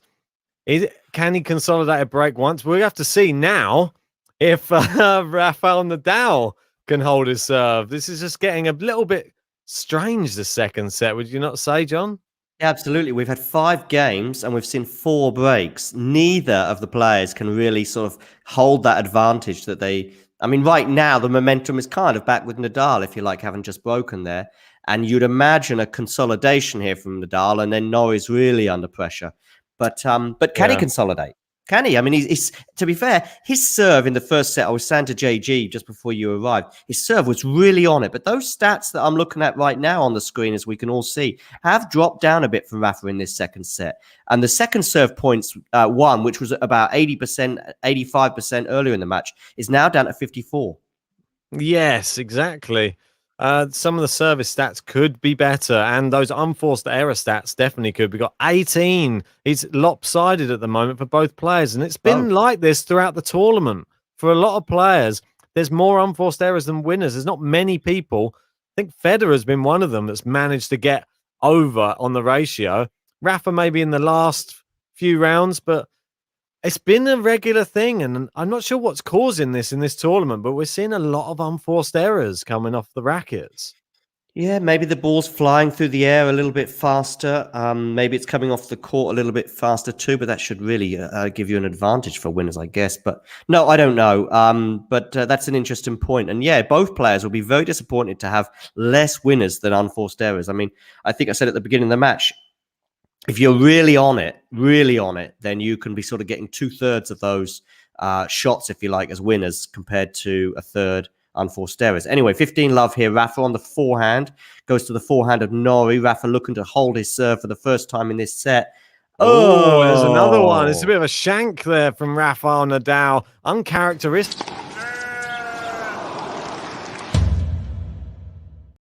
Lamb shank on the menu. And are we going to see another breaker serve here? Surely not another one. This has become a bit bizarre. There's been 4 breaks of serve in the last 4 games. Yeah, Rafa trying to stop the rot in this match and level at 3 games all. yeah. I mean, we were nearly at 250 likes, people. 12 more, and we get the button out. The new button for 250 likes has never been pressed. Let's get it out for this match. Oh, Norrie just into the net. He tried a sneaky one there. Yeah, he did. But I wasn't sure if Nadal, that one was out, but it must have just clipped the line. And as a result, it made it very difficult for Norrie. And he ended up hitting it into the net, 30-15. So Nadal looking like he's edging closer to winning his first service game of this second set. Oh, Nadal taking his time. He doesn't normally take his time. He's normally quite a quick server, Yeah, isn't he, he's Ben? normally the quickest. Got up record for a person who has the most amount of time left on the shot clock. Big winner there. 40-15. Yeah, nice. That was a decent serve there that basically set up the winner really for Nadal to put it away, bring Definitely. up two game points, 40-15. Norrie, yeah, if Norrie loses this game, you'd think that chance that he had to seize the advantage in this second set, it will be lost. Can he regain it? That's another question. Wait and see. Wait and see. That's all we can really say right now. Good first serve. Good return. Backhand they go. Backhand for backhand. Now Nadal runs round it onto the forehand. Norrie happy to hit his backhand today. It's his best shot. Now it's onto Norrie's forehand. That's been a bit more wayward. Now they're still in this. No one really going for it. Just content to go. And there's Rafa finally injects some pace. Then he goes inside out again. It's too good. Too good. Yeah, 2 risky shots there from Rafa. Certainly the first one anyway. But ultimately, fortune favours the brave. 3-all. Yeah, definitely. Definitely does, mate. And that was very brave from Rafa. He knew he had to do something there. You can't just sit there and just stay in this long back and forth, back and forth. Yeah, we get it. But come on, you've got more to your game than that. So comparing this match to Tsitsipas Isner, completely different in terms of style and the way. I mean, how many aces did you have last night? I bet between them, they must have been over 30 aces in that match, maybe even pushing 40 between them. I think it was. I think Isner must have got over 20 in the end. I think it was around that mark. I don't think it was as many as we thought it was going to be, but it was still around that mark. And there was me with my prediction for Tsitsipas to get more aces for some reason. I don't know. I think I just was suffering from some sort of dehydration yesterday. It'd been a long day and a long week for you, admittedly. And anyway, just one ace all here in this particular match. But the more important statistic is that Nadal is now love 15 to his advantage in this 7th game of the second set. Indeed, mate. Good serve there from Norrie. Manages to get that one back into play. Forehand for forehand, they go cross court. Oh, Rafa's into the net, and we're at 3 games all. Was that a consolidation though before? Oh, my goodness, it was, yeah.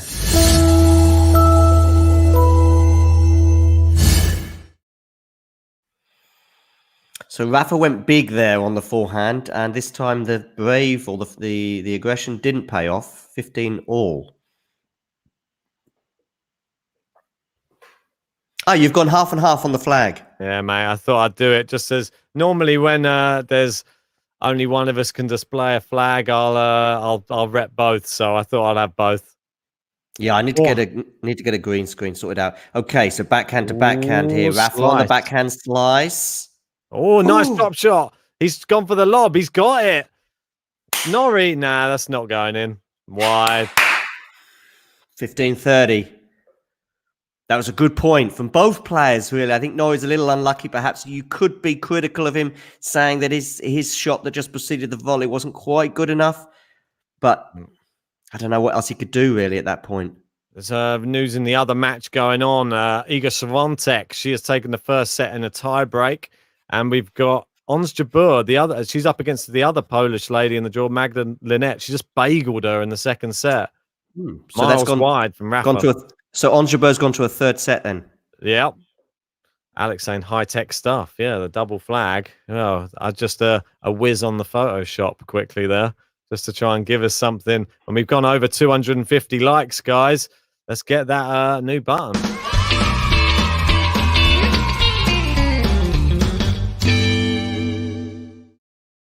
Indeed, 250.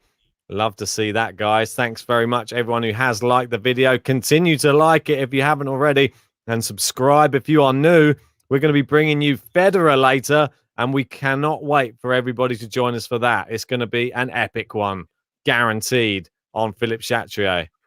Nadal brings Norrie in and then lobs him. Oh, that was class. Very good 30-40 break point. And this match really now at a real tipping point would be an exaggeration, obviously, with Nadal set up. But this set is certainly at the most crucial point so far, 30-40. Well, interesting stuff right now. It is breakpoint Rafa. And this will be, I believe, how many? Was he 3-1 down, I think? He was 3-1 down, yeah. Yeah, so this will be 3 games on the bounce. And sort of reminiscent of Serena Williams yesterday when she was, I believe she was 4-1 down in the second set, and she just pulled it all back to win 6-4. Just injected the pace into the ball, and Collins fell apart. Norrie falling apart here, and it's long, and it is the break for Rafa.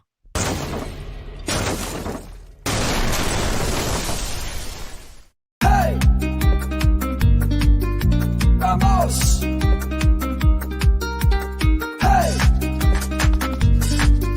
Vamos! Rafael Nadal! Unbelievable.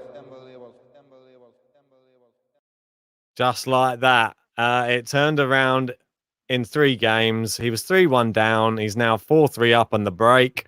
And Rafa Nadal back to business as usual as JG jumps in with a vamos, do Dolan, vamos. And JG with a let's go, Rafael Nadal. Yeah, now he's at a break up in this set. Is there any way back for Cam Norrie? People in the chat. Ben, what do you think? Don't know. He's speaking to the umpire and he's saying, well, I need to go faster. So the umpire must be telling him that he needs. So I think this is the thing, the Federer thing as well. They're both making a point of this, Federer and Nadal, at this tournament, where they say they have when they're receiving serve, they take time between points to go and get the towel, obviously, because there's no ball boys to do it anymore. And then they put it back in, and then they go back to the like receiving position. And I think there's complaints that they're taking too long because the server's waiting and they're still at the box, like with the towel. And I saw Norrie looking a bit annoyed about something. I couldn't quite work out what it was, but that's clearly what it was then. And so the umpire's given Rafa a bit of a hurry up when he's receiving serve. It is one of those things, isn't it? Because the shot clock's there for the server, really, predominantly, not the receiver. Well, to be honest with you, let's look at this objectively. And I said it to JG during the first set, and we were referring to the Federer match rather than today. But really, you have to go at the pace of the server. If he's a quick one, you got to go at his pace. If he's slow, you go at his pace too, as long as he's within the shot clock time. Yeah, exactly. So I'm with the umpire on both occasions, with Federer and also today. I mean, it seems like more of a comment than anything else. I don't think you got a warning today, but Federer got a warning, I think, didn't he? I just think that Federer's approach to dealing with it was worse than what Nadal's just had a quick word on the changeover. Federer stood at the net for what was about 2 or 3 minutes talking about it, making a big thing of it, which I don't think it was necessary. I mean, it's no respect to Marin Cilic, really, who's at the other end of the court. I mean, they're pals, right? Cilic and Federer are good pals. I mean, they've been on holiday together, right?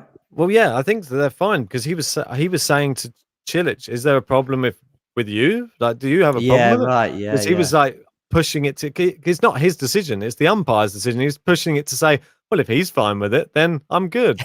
No, that's not the rule.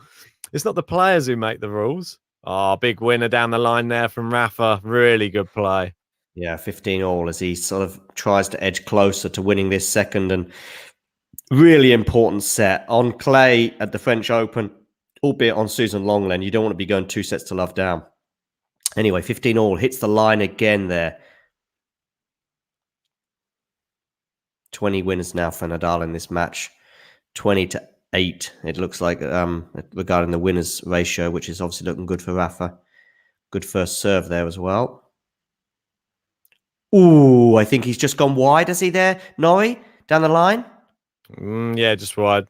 Yeah, just. But that was close. And he went aggressive there with that backhand down the line that actually won him a couple of points when I think he broke Nadal earlier in this set. But on that occasion, he just went the wrong side of the line. 30-15 Nadal.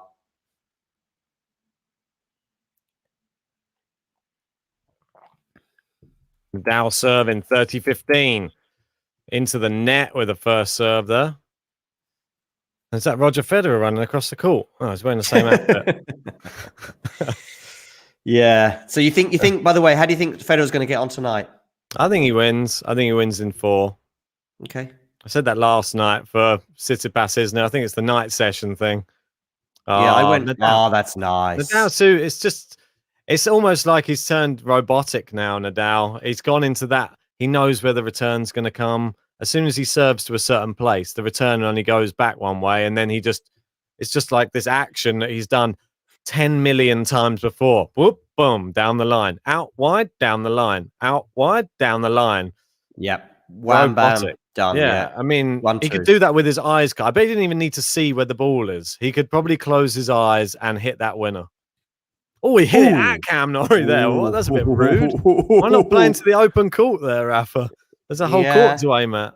I mean, okay, as long as he wins the point, but he nearly didn't win the point because Norrie got his racket on it. But yeah, he went straight at him and Rafa. Rude for me. And Rafa does hold his serve. And is that a consolidation, I believe? Yep, absolutely. Right.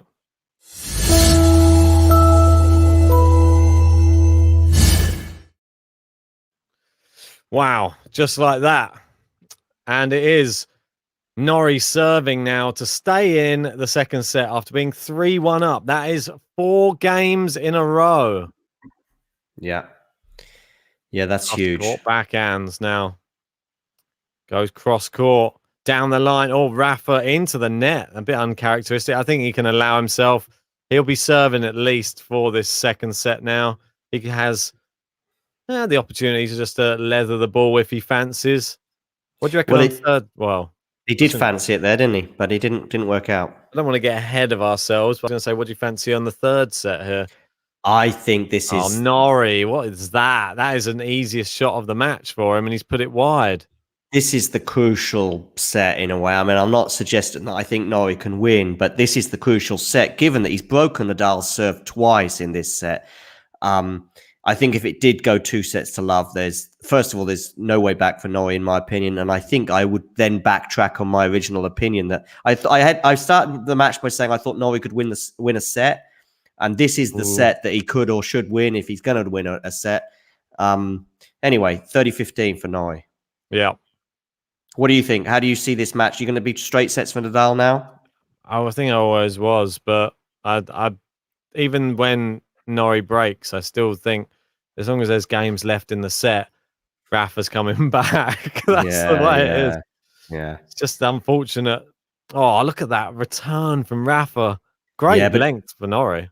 It was a very timid serve, though, from... Yeah, that's a good length. Yeah, Rafa's really hitting it hard now. And yeah, he you is. can see Norrie's wilting under the pressure of those big Rafa forehands. And Rafa's running round every single backhand now just to cream him with another forehand. But that second serve there from Norrie was extremely slow, I have to say. I don't know what the speed was, but it seemed like it. Nadal was basically had so much time to hit that return, and hit the return he did. Yeah, I think I saw a snail overtake it on the way to Rafa. Yeah, right. 30 all. Rafa with the backhand down the line, a big looper. Now into the backhand side. Sorry, now down the other line, and it's a set point just like that. He's just playing good tennis now, Rafa. There's nothing to worry about. If you're a Rafa fan, it's playing great stuff. If you're loving Rafael Nadal, hit that like button on the video, guys. Let's get to 500. There's an next special button when we get to 500. And subscribe if you are new, and join us for Federer later. Yeah, set point. Indeed, mate. Set point it is. Oh, good inside out forehand there from Norrie. Is there some fight in the old dog yet? Big winner. Oh, Rafa's dug it up. It's not a winner. Norrie, can you smash it? He does. Well done. And now a big come on there. There's part of me, does he still have belief, or is it just happy to win a point against Rafa? I mean, he's a professional tennis player, and you're only one break down in this set, if you like. So it's really 1 point at a time right now. I mean, it's just a break. Yeah, I know. But one point at a time. He knows he can break. He knows he can break Rafa. He's done it twice in this set already. He's just got to do it a third time if he's going to stay alive in the second set. Just levels, though, to this game, isn't there? There is levels, and the level of consistency you have to play to beat Rafael Nadal is so much higher than anyone else on clay. And it's long, and it's another set point, break point here, Rafa. And Norrie can't hang in these rallies too long. I also think, again, that was a slightly faster, or seemed to be slightly better second serve from Norrie. But again, I mean, Nadal was kind of in charge at that point from the moment that second serve dripped over the net. Yeah, it did.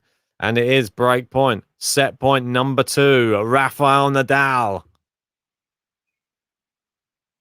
So, good serve out wide. He's opened the whole court up. Rafa on the run. Oh, winner, Rafael Nadal. Cross court. He wins the set.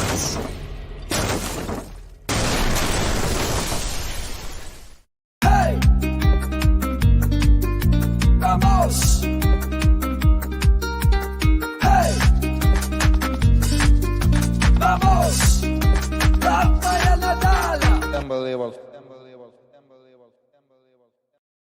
That was unbelievable, because that was shot of the match from what I've seen so far. On the run and just cross court beauty from Rafael Nadal. That was incredible, mate.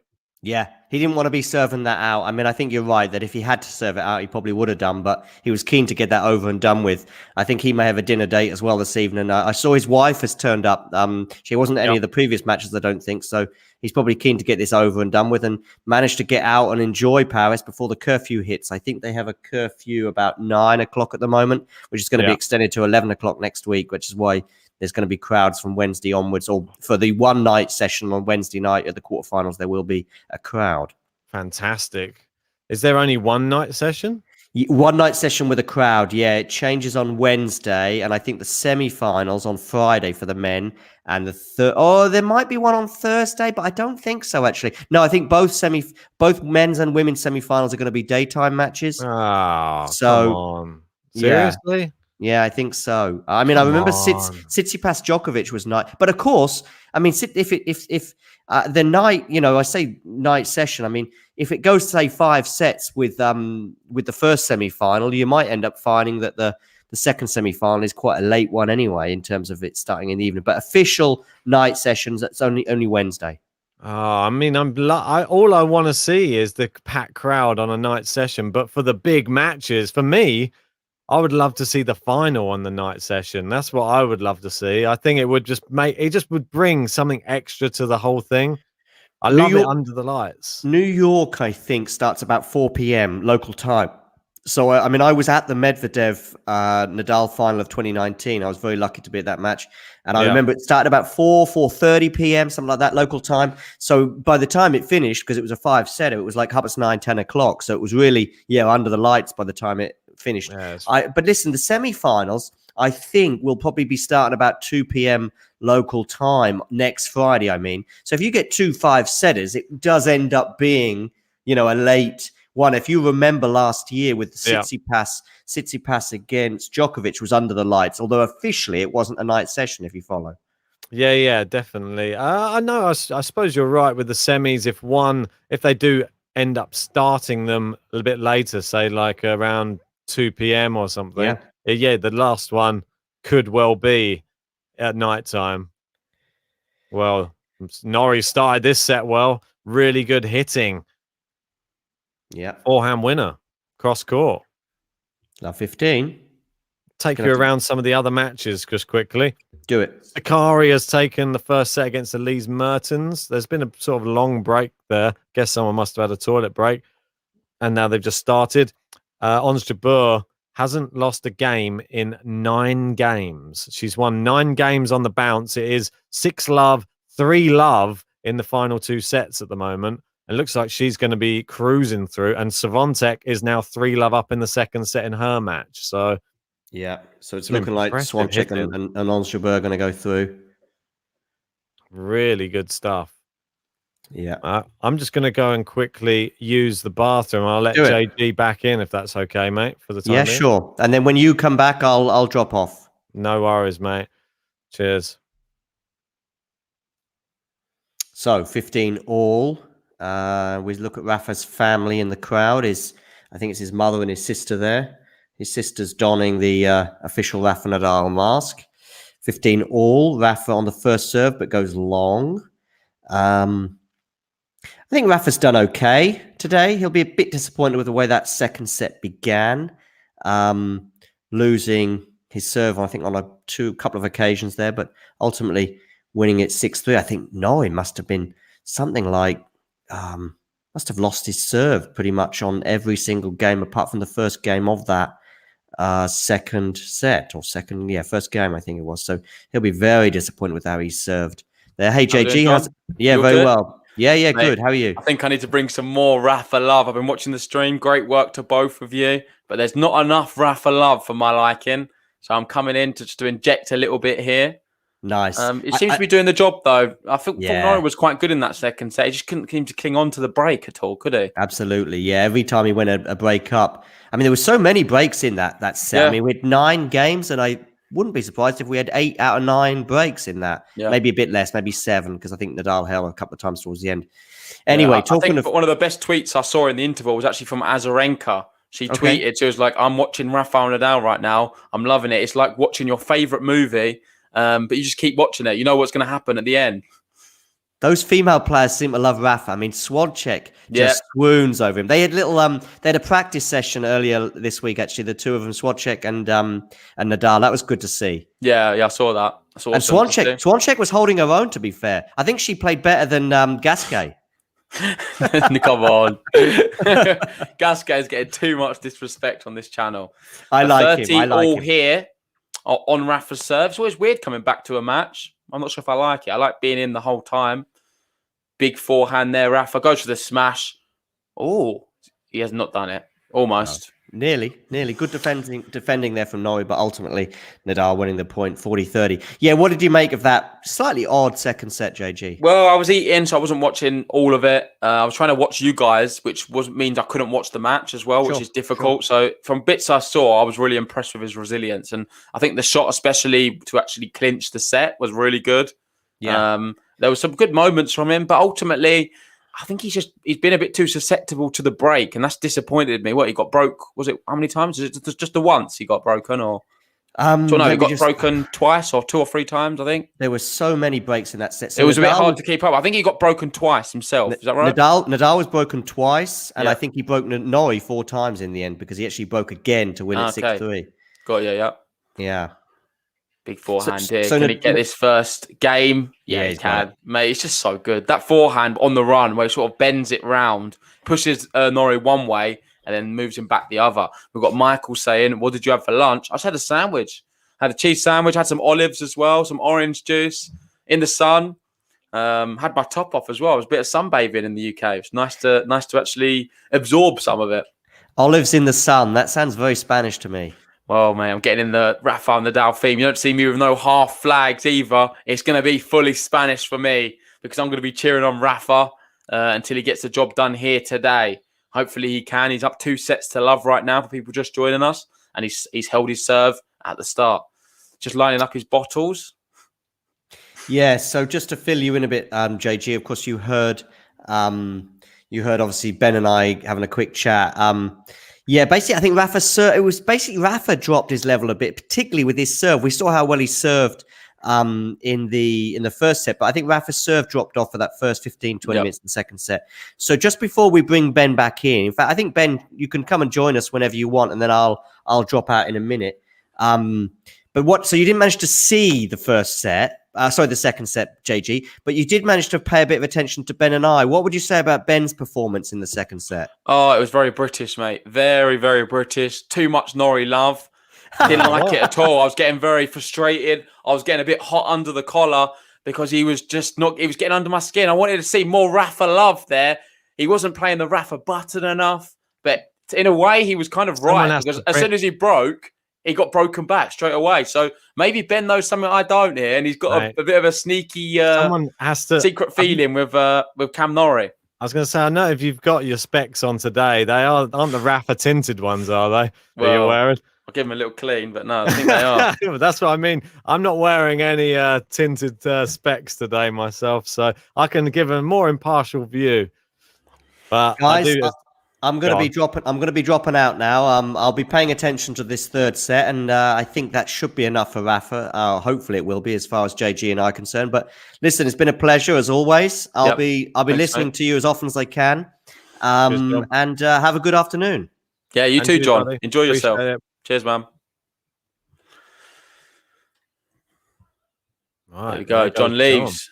Back to Ben and JG. Oh, mate. So always not seen nice you, mate, since Djokovic. I know it's always nice to have John join us, though. Very good insight, especially when Rafa comes to town. Yeah, nice posh accent as well. Evens us out a little bit. Sophisticated, some would say. Good shot there, though. 40-15. And what does he have to do then, the Brit, in your opinion, to keep his hopes alive of this year's French Open? I'm going to stick with what I said in the second set. I think he needs to force Rafa wide on the court and just open up and try and hit a winner. He struggled. Well, that's a good serve volley. Maybe serve volley is the way forward. Yeah, I think so. Whatever it is. He served all right, mate. From what I've seen, the first serves look pretty decent. You got to see 61%. I thought it was higher. I'll be honest. I've seen a lot of this kind of things. So he's definitely capable, but mate, Rafa's he hit another mode. I saw in that second set. Every time he got broken, he just found another level. And it looks very easy for him. I don't think he's even playing to his top ability, but it just looks so natural. And I'm just really enjoying watching him play. Obviously, we've got people there looking forward to Federer later on. We'll be covering the Federer match on Centre Court later, so make sure you join us for that. If you haven't already, give us a like on this video and hit that subscribe button. We've hit 10K, next stop 20. Let's see if we can get there. Appreciate it. Yeah, we do indeed, mate. Don't take too much into consideration when the beginning of the set is happening in these matches. That's all I'd say. We saw it in the last set. I was blown away by the winners Norrie's hitting. I'm just never blown away by him trying to consolidate because he just struggles. And Rafa's one of the hardest ones to do it against. And you saw in that final in Lyon, can't do it. Great serve there from Rafa. Yeah, he's on his third ace of the match. Yeah, mate. It's nice to see not so many double faults. Only one so far. We're in the third set. I'll take that, mate. I've seen a lot more double faults from everyone else on tour recently. I'm glad that his winners have gone up as well because it was sort of being outweighed by the unforced errors before I joined. And then he suddenly, I don't know, actually, he didn't do that much. He had one extra. Yeah. And now he's done 3 in this set. No unforced errors so far from either player. Nice. So we've got a game to love on the horizon here for Rafa. Can he get it done? 1 hour 33 on the clock. I think third set, he means business normally. Third set is a very business set. He's warmed up. He's hitting the ball well. This could be a double break one, you reckon? It could well be. It could well be. I'd get some score predictions. I'm going to go 6-2, mate. Oh, damn it. Took it out of my mouth. 6-2 is a good one. I might have to just go 6-1. Really? You think you're that convinced with him? And that's a huge forehand. It's a game to love for Rafael Nadal.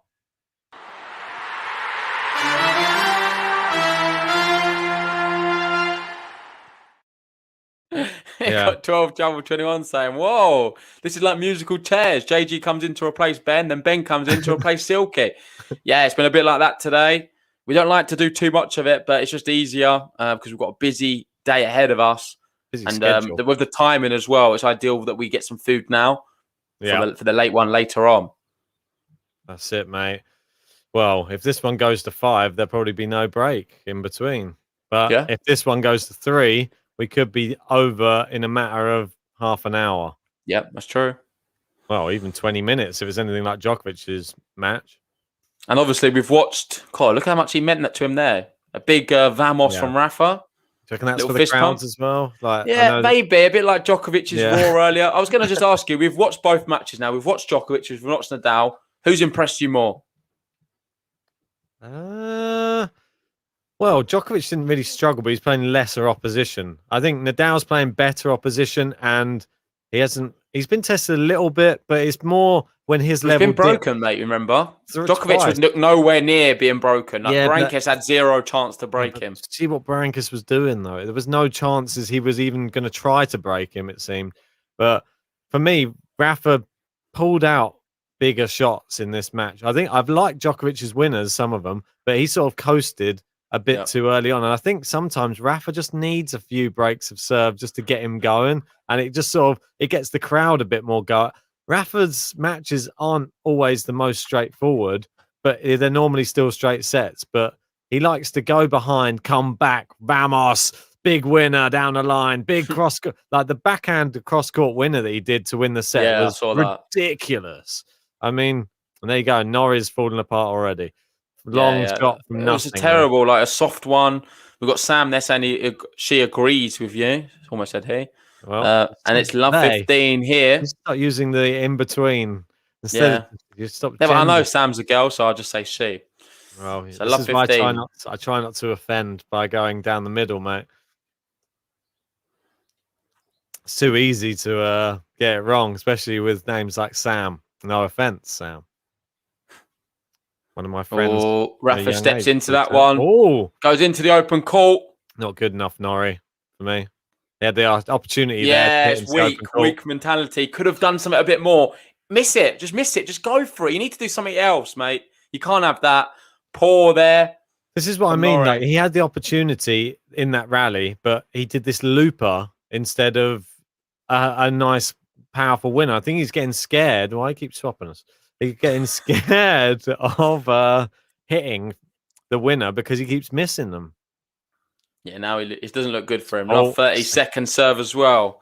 Is Rafa going to pounce now and take the break? I think he could.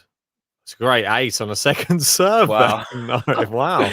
Well, Ben thought he could, but he definitely could. I just want to say, shout out to all of our top tippers. We've got Michael leading the way right now. If you want to join that leaderboard, check out the link in the description. It'd be great to have you on there. You're going to need $12 to make it, and we'll be giving prizes to the winners at the end of the year. Mr. Kalidas saying, as a male Sam, I'm not sure what to make of this. Well, there's male and female Sams. It's all good. Exactly. Good person, Sam, says Alex. That's it. It's on the fence. I like it. Can you have a female Ben?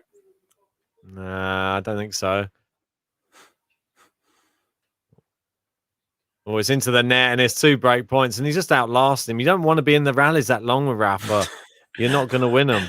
Norrie looks a bit done, not going to lie. That's what I thought. Like with that game to love, it looked like a signal of intent from Rafa. Yeah, it was, even the second serve though from Norrie there though. I thought, I might see a bit more life now. He just hit a second serve ace more or less. No, but that's the serve. I'm not reading into the serves. I'm reading into the rallies at the moment because that's where the match is going to be won right now. And Rafa's playing well in the rallies, and now Norrie can't even throw the ball up, which is worrying times for him. 2 break points. Gets the first serve. Rafa, not a great return. Oh, look at that winner! But Rafa! That's a big one. Come on, Rafa, he breaks. Hey! Hey! Vamos! Hey! Vamos! Rafael Nadal! Unbelievable. Oh, I was in charge of those. It's all in his hands now. He's leading 3-1 in the third set. Hey. Vamos! And mate, what I want to ask you, do you Rafael have the results for some of the other matches? I just need to get the tab up. Mate, I'll let you do well, it. Apparently, right. something's going on quite mad with Ons Vontex. Jabeur. So Vontex just disappeared, mate, off the screen. So she must have bageled her in the last set, I think. Which Ons is Jabeur? Ons Jabeur is 5-love up now after winning the second set 6-love. She's now deuce on 5-love on Lynette. So she could be doing a double bagel after losing the that's first set. Incredible obscene. from them I women. feel a Dosser of the Week nomination coming. For who? Lynette. Well, I don't know. Who did she win in the first round? She beat someone really good. I don't think it matters. You just won the first set 6-3, and then you have to lose 12 games on the bounce. It's just terrible. What's going on there? I still think that's tough. Unless man. there's an injury and she just struggled through, then don't give it to her. You got Alice saying JG respect for loving Nadal on clay. I think a lot of people do. He's a legend, the greatest to have ever done it. No doubts about it. 3-1. Can he consolidate the break? He struggled a lot in the second set to consolidate when he broke. Johan, second serve here. loving the song. Thanks, appreciate that. So Yeah, one of my better ones. Oh, what a waste from Norrie. Rips into a big forehand and it's long. Yeah. 15-all. I've been saying that I might make it into a full-length song at the end of Roland Garros if Rafa wins the whole thing. So you'll all have to hope, all you Rafa fans, that he does, and then we might see something a bit special. I'll have to go to the drawing board and make a few verses for it, mate, because it's going to be a big one. If he wins it, he's a world record holder. Good serve from him. Is he going to go down the line? He does, but not really in the corner. Wide. Yeah, he got away with it. It was a good idea from Norrie. Don't mind that. Unlucky. Just want to say big shout out to everyone who's joined us. We've got 340 likes here. Let's try and get to 400. If you haven't already, like the video. And if you're new to the channel, hit that subscribe button. 500. Come on, let's get to 500 likes. You can do it, guys. I believe in you. 970 in. Even if half of you do it. No, that's not right. Even if just over half of you do it. Just over. Until I work in finance. We're close here to 4-1. Norrie's done okay, though. He's taken 6 games so far. Well, 7, sorry, including the third set. Wow, Rafa, big winner again. Mate, he's just hitting the ball too clean now. That's what I mean. He's hitting the ball too well. It's men versus boys right now. I said it. Norrie just can't compete. The Nottingham Nadal is not doing Nottingham proud. Mate, I said before you came in with John, I think he's gone into robotic mode now, Nadal, where every shot he's played 1,000, I don't know, 1 billion times before. It's just ridiculous. He could anywhere on the court it would land, and he has hit that same shot probably 10,000 hours on every shot, I think. So yeah, he looks very, very comfortable out there, I must admit. We've got Rock to Armour saying, you guys are awesome. Good vibes. Yeah, it's great to have so many people in the chat for this one. We've got over 1,000 now. Great to see you all. We got this comment, just wide down the line. And Warrawat saying, God versus a mortal. I think you're right. God is God mode a bit from Rafa when he gets into these sets. And he's trying to serve to make it 4-1. And it's sort of the beginning of the end. And is my breadstick prediction going to come true? I think Rafa would prefer it that way. Get off the court. Probably won't even need an ice bath after that. Yeah, just before the, what's it called? What's it called at 9 o'clock? Where they stop everything? What's that? The curfew. The curfew, yeah. Just in time before the curfew. Rafa wants to get out. Might go to a local bar in Paris with his wife or something. Get smashed. 4-1, and he consolidates the break.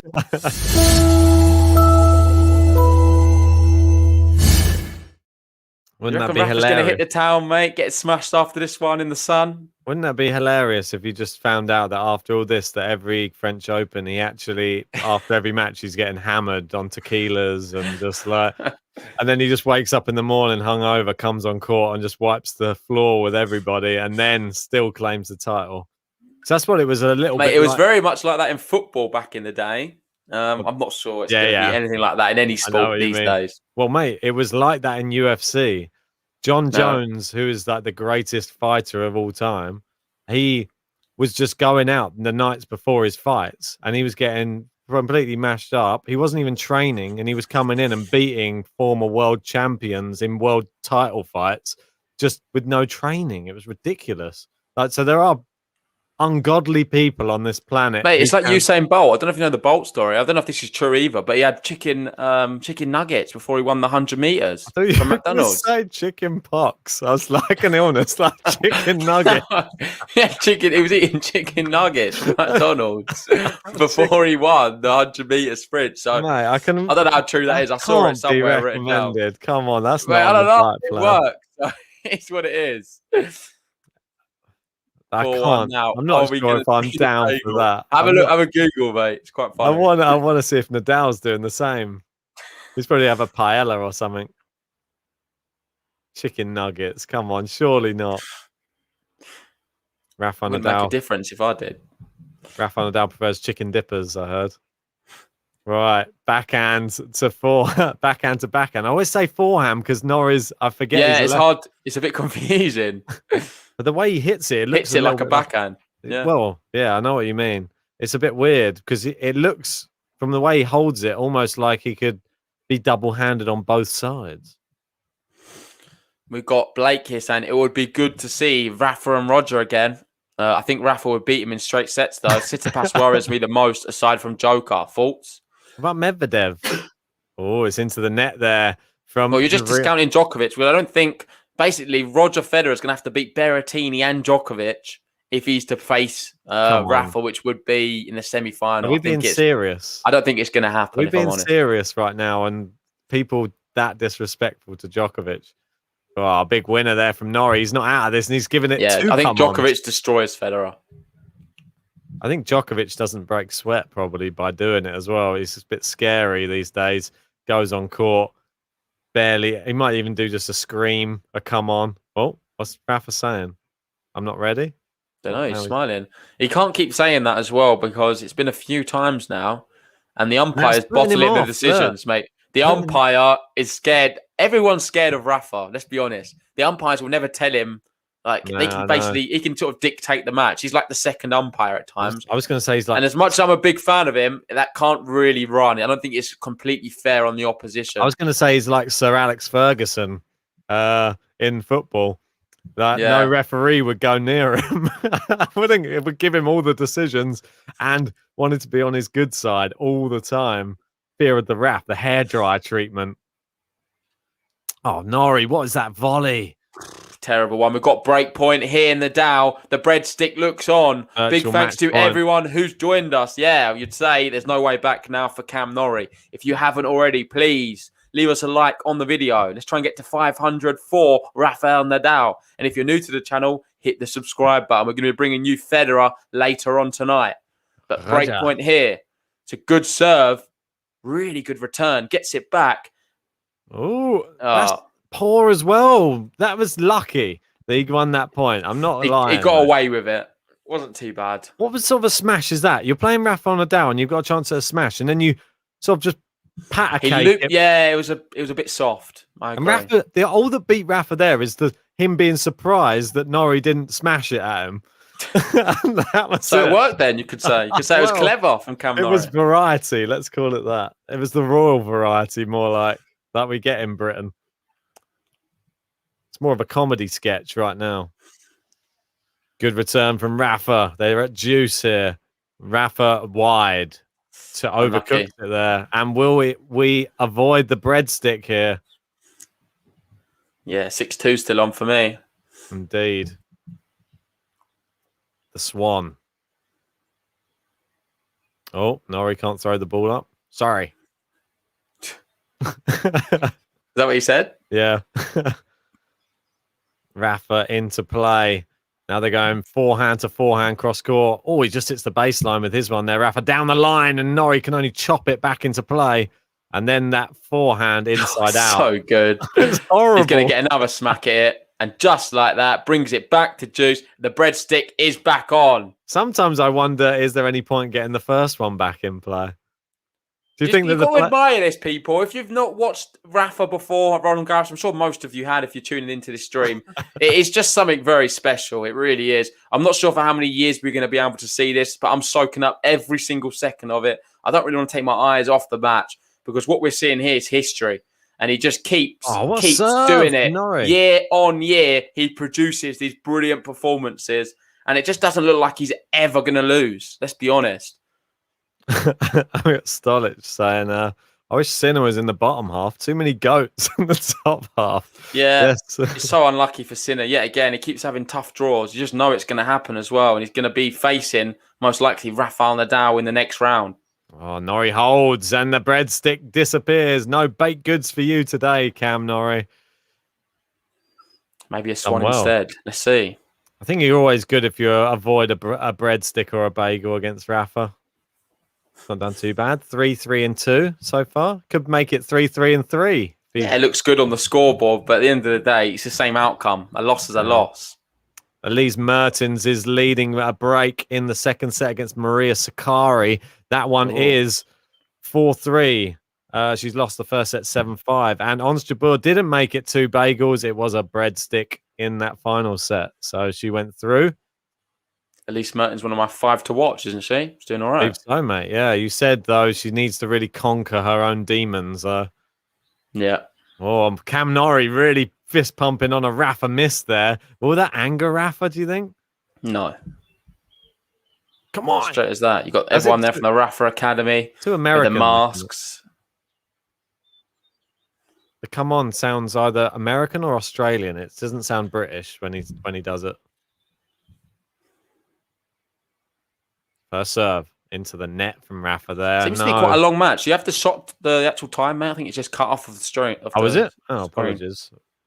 Yeah, 151. 150. Oh, not that long. It seems a lot longer than Djokovic, right? Yeah, I think so. But Djokovic had like a 20-minute set, I think. Wow, what a return from Norrie. And is he going to turn this match around here in the third set? Well, he did in Barcelona when they last played. Norrie broke back to make it 4-all in the final set. And then from there, Nadal broke him and then served it out. So he has shown before that he has a little moment of brilliance towards the end when he's down. Because the pressure's off him right now, let's be honest. No one expects anything from Norrie. And he always he seems to find another level right now. It wouldn't surprise me if we see some break points here. Come on, surely Rafa's not going to let him break him here. I mean, I'll be very surprised if Rafa just gives up and just says, all right. I'm not saying he's going to give up. I'm just saying Norrie will play a lot better. We know he's a really good player, Cam Norrie. We don't give him enough credit for that. And he British usually does pounce. Is he? Well, I don't think he's British. I think Evans is still above him in the rankings. Obviously done historically a lot better than Cam Norrie. But he's closing the gap big time. And he's probably had a better season all in all than his compatriot. Well, it'll be interesting. Evans at number 25 in the world, obviously. Cam Norrie, he is up to number 40 in the world at the moment. So he's closing in. Not far behind. Only 600 points. That's quite a lot, actually. I think it was disappointing for Evans, though. Went out first round this year. Yeah. Oh, Norrie, see, waste. That's what I mean. When he gets the opportunities, it's the easy ones he's missing. He's hitting the hard shots. He's missing the easy ones. Well, and the crowd getting behind Nadal, they can sense it. We're nearly at 400 likes. We just hit it. Well done. Cheers to everybody for those 400 likes. Should we give a button for that or not? Oh, there isn't one, but I can add one in if you really want. Nah, it's fine, mate. If you don't have one. I don't mind. I can add one in. I'm happy to, because I don't know if we're going to get to 500 before the end. I can get rid of it again before the next one. 30 all second serve. Breaks. No, not even close to a tie break, mate. No. John fancied Norrie in a tie break.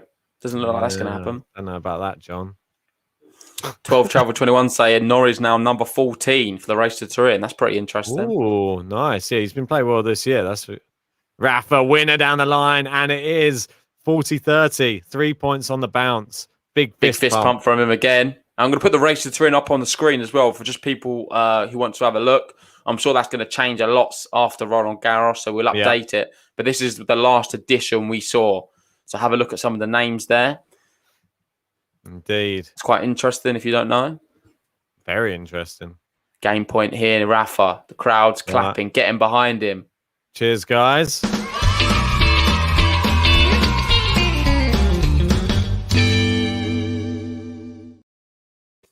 Say we're not going to make 500. Let's go for a last little push for Rafa. 87 Let's try and do it. 87 more likes. We'll get the 500 one out for Rafael Nadal. He's looking good in the sun right now. He's loving it, mate. That tan's been topped up. Great Susan rally Len, here. is it? The call? Yep. Long. Great. Good long. Come, steps in. Can only be a winner. And it is. 5-2. Rafael Nadal. Hey! Vamos! Hey!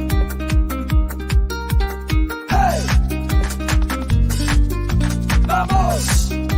Rafael Nadal! Unbelievable. Unbelievable. Yes, Rafael Nadal. We've got a bumper there saying congrats on 10k subs. Yeah, thank you. Wouldn't be able to do it without all our loyal supporters. So appreciate it all. Indeed, mate. It's been a very hard road to 10k. Harder than the road it's been for Cam Norrie today, it would seem. But Cam Norrie, he's had a good account of himself. He's got 6-3, 6-3, done a better than a Berankis today against Djokovic, that's for sure. Berankis was sort of they're doing the Mexican wave now. What do you make of that? Are you a Mexican wave fan? Only in. I feel like Ben's the type of person, if he's there too long during the day and he's been in the sun all day, he's the one who sits down, doesn't get up for the Mexican wave. I would only do it if he puts his arm crossed and he sits through it. Have you ever sat through a Mexican wave? Nah, mate. I don't think I'd stand up. I'd probably just put my arms up. Wait, like through a quit for Schwartzman, we went to watch that one. If there was a Mexican wave going on there, you'd have definitely sat through it. Mate, there was about 10 people watching. That's true. It wasn't we were very at the popular. top. We grabbed some seats right at the top, didn't we? It was next to Quetfer's fan. I think it was his team, to be fair. We were sitting next to the Quetfer team from Germany. Same was sitting next to Dominic Thiem. I was like, God, I didn't recognise him. What was he doing there? God, the crowd are applauding. They're loving it. They're really enjoying this one. We've got KD saying, why don't you put the match video on a small screen? Yeah, we would love to. That is the ultimate goal. But unfortunately, we're not allowed to. So we can't do that because YouTube will pull us. Maybe one day we might be able to find a way, but it's not happening anytime soon. We need some rights for that. Yeah, but what I recommend is if you check out our Discord chat, I'll let Ben talk about it while I find the link. Yeah, check out our Discord chat. There's normally a lot of people who have become part of our GTL family. They're all in there talking tennis and watching tennis together. So if you want to go in there, there might be somebody just watching this match and they're all just I'm pretty sure you can watch the Rafa Rafa match in there as well if you head over. Roger will be. We got Jawad from Facebook just jumping in. That Roger will be in 3 hours' time. Yep. Well, Rafa looking to get this done at the first time of asking. It's 5-2, 3 points away from the match.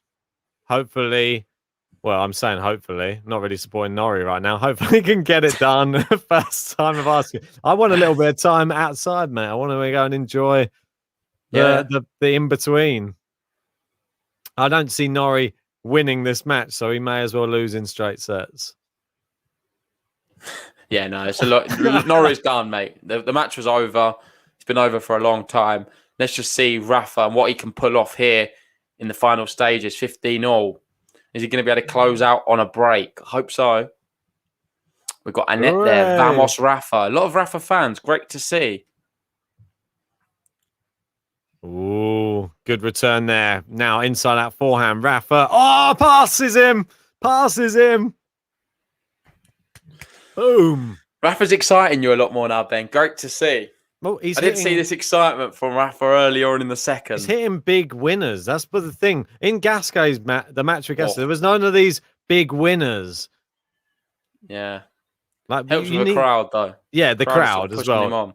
Yeah, you need the crowd for Rafa as well. I'm surprised they put him on the evening session, to be honest. On his birthday. How mean are they? They've kicked him off Philippe Chatrier. Are they trying to do something to Rafa this year? Don't want him to get the 21 Grand Slam. Don't worry, I'm sure he'll be back now. Yeah, for sure. And I was just having a look at the schedule for tomorrow in my break. I don't know if you had a chance to have a look at it. It's quite interesting. I've not seen it yet, mate. Is it up? Yeah, we've got some of the matches. I'm not sure what else is going to happen. They're probably going to wait for some more to be concluded today to push more on there. Oh, yeah, I can see now. We got Zverev Nishikori as the night session. We got Serena just before. And then we've got Tsitsipas Buster before that. Yep. We've also got Medvedev Garin that's on at the same time, I think, as Serena, though. We got Badoza Vondrasova. I think Zverev Nishikori, the evening one, that seems to be the one we'll probably do. Maybe Williams Rybakina just before. Yeah, Zverev Nishikori has 5 sets written all over it. But right now, Ben, we have match point. Oh, mate, get the button. I'll do it.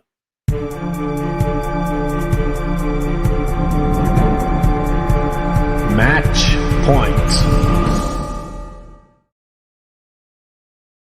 Oh, well done. I was looking at the fixtures. You put me off, telling me to go and look at that. It's fault. Match point.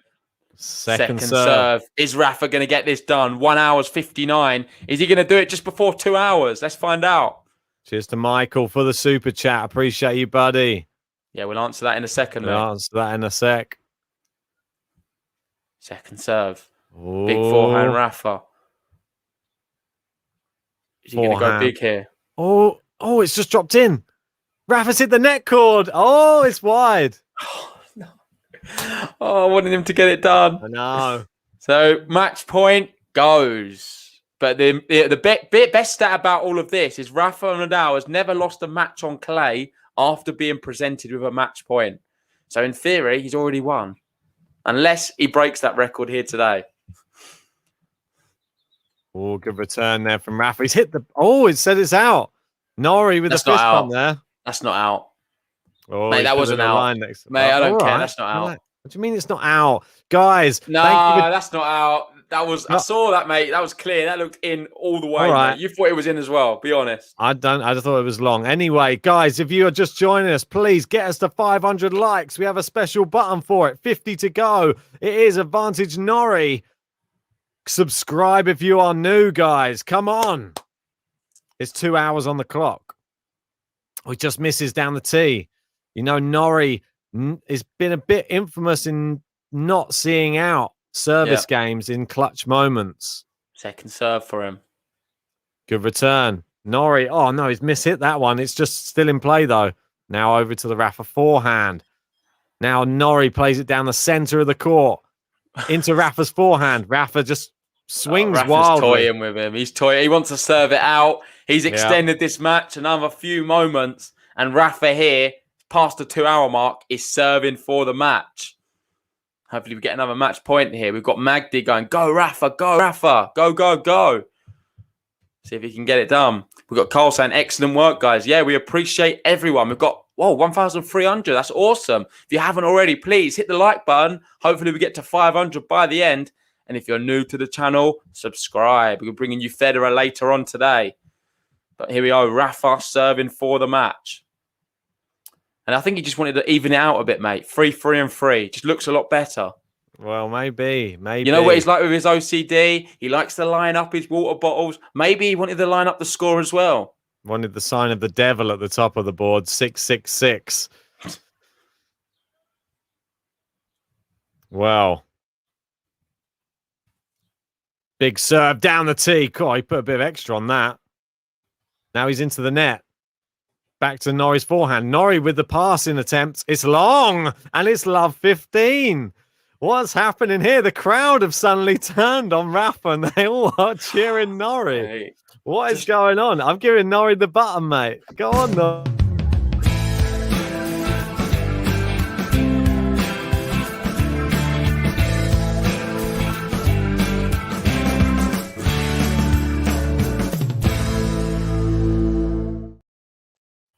Mate, I think the crowd just want to see more tennis, as the universal human says. They don't want him to leave the court, basically. Yeah. They haven't taken enough photos yet on their iPhones. Second serve. Love 15. Not what I was expecting to be saying right now. Indeed, mate. Well, Rafa, how many times is he going to bounce that ball? Norrie, it's into the the crowd groans at that one. It was one of the poorest returns of the match, just into the net, and a very feeble hit as well. Oh, just that groan. That's such a bad return. I'm sorry. That's like thousands of people being disappointed in someone all at once. And I agree with Magdi. Bro, Norrie did not deserve that button. Mate, trying to give him some hype. Come on. Give him some hope. Get off his back. Oh, the pigeon on the court. What happened there? Ace? No. Bird flying across. Maybe put Rafa off there. Well, 15-all. Norrie bouncing up and down. Probably didn't think he'd be so much. I know. Well, it's because Rafa's taking so long. He probably thought a bit late to bounce. Probably should have bounced earlier. Nah, he's just saving it. He's saving the big comeback. Comeback. Well, mate, you never know. He's broken Rafa twice. Oh, not with that. He's done out, mate. He's done out. 30-15, another unforced error. Too much bouncing, not enough precision there from Cam Norrie. He was bouncing the ball all the way off the court there. I don't know what was going on. Guys, come on, get us to 500 likes. 28 to go. We can get there before the end. It's 2 points away from the end of the match. Can we get to 500 before we hear match point? Only you can get us there.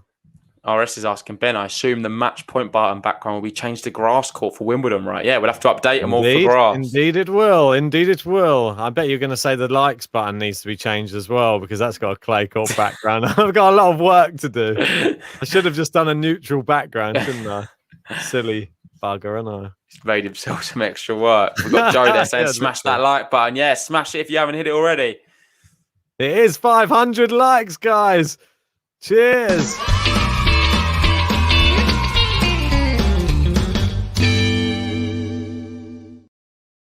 Great rally here, though. Oh, Norrie! Across court winner. Oh, he does the octopus. No, he didn't do the octopus. Mate, that's only one. That's just one for the cameras, that shot. Mate, that was great. It's all a bit, mate, it's all too little, too late. One of the best shots of the match. It's too little, too late from him, though, mate. Look what the situation he finds himself in. It's 30-all, and he's producing these kind of winners now. It's too late. Smashed it into the open court, and Rafa couldn't even get close. And it hits the clock, the Rolex in the corner. We've got Sam saying 29 unforced errors for Rafa. Ain't sitting right with me, man. Oh, and I kind of understand what you're saying. I agree. It's not very good. It's not a pretty sight. Only 2 double faults though. Oh, it's long, and we do have our first match point. Second. Is it? No, they're checking it. They're checking it. Second match point. They're checking. Well, second. Hang on, they're checking it. How is it? Oh yeah, it is.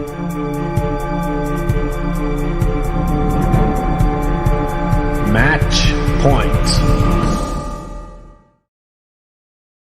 Match point of this game, and Rafa, is he still checking he's checking all the balls, pulls the wedgie out, tightens. He was just checking the ball, I think. Loosens the sleeves, wipes his brow one last time, maybe. Good first serve, back in play, down the line, and it's easy. It's easy. It's Rafael Nadal. Let's go. He's back. Come on. Hey! Vamos! Hey!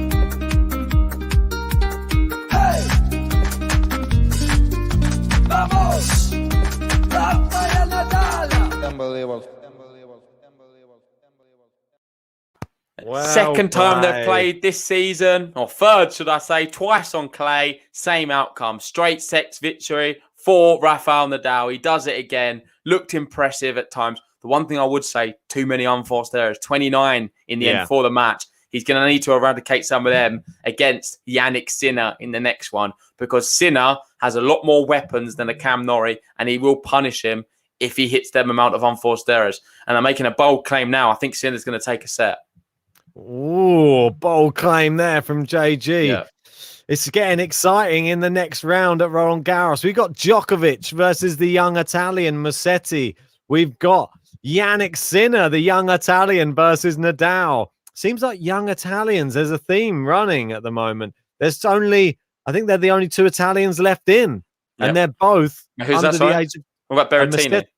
Oh, no, Berrettini as well. Apologies. Oh, how dare I forget Berrettini's the top-ranked one. He's playing Soon Kwon.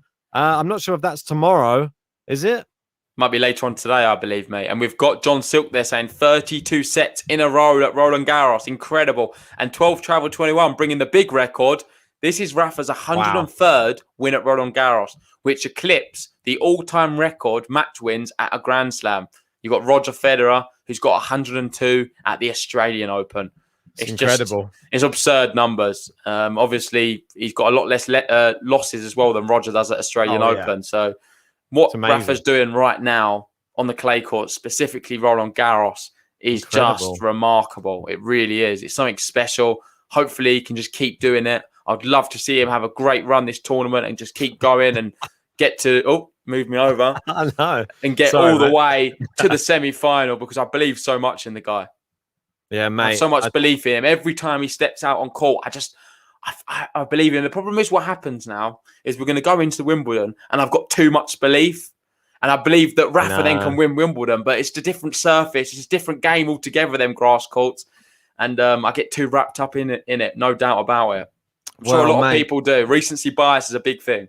It is, but for someone who's been a Wimbledon champion, it's only fair because if somebody like Novak Djokovic drops out, he instantly becomes one of the favourites to win it. And that's the key, really, in these Grand Slams.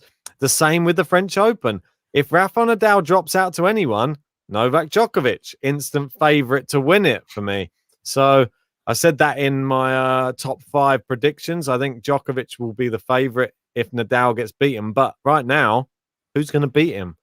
He has to take out Sinner, played in the French Open last year, beating straight sets. Schwartzman played in the French Open last year, beating straight sets. And then potentially Novak Djokovic, played in the French Open last year, beating straight sets. Playing devil's advocate, though, Sinner's getting better and better, looking better this season. And he's been coming so close against Rafa, probably his biggest test last year. Schwartzman beat him at Rome last year.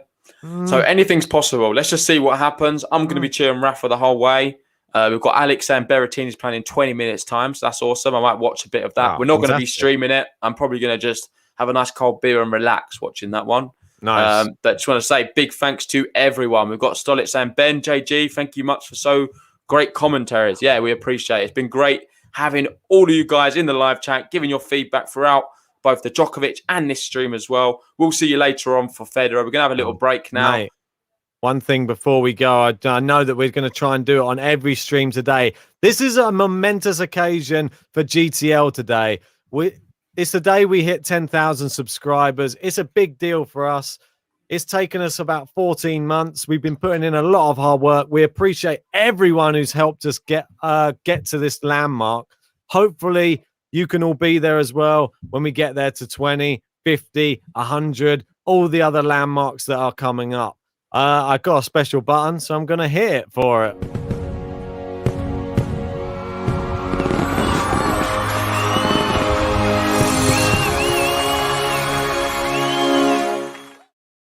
Indeed. So there it is. You'll see it again later when Federer's playing, but it's just a massive day for the channel. Thanks, everybody, from the bottom of our hearts, I'm sure. Matt, I speak for you as well. Yeah, exactly, mate. Worded it perfectly. We're going to wrap it up here now. Thanks to you guys. We'll see you later on tonight for Federer. See you then. Peace.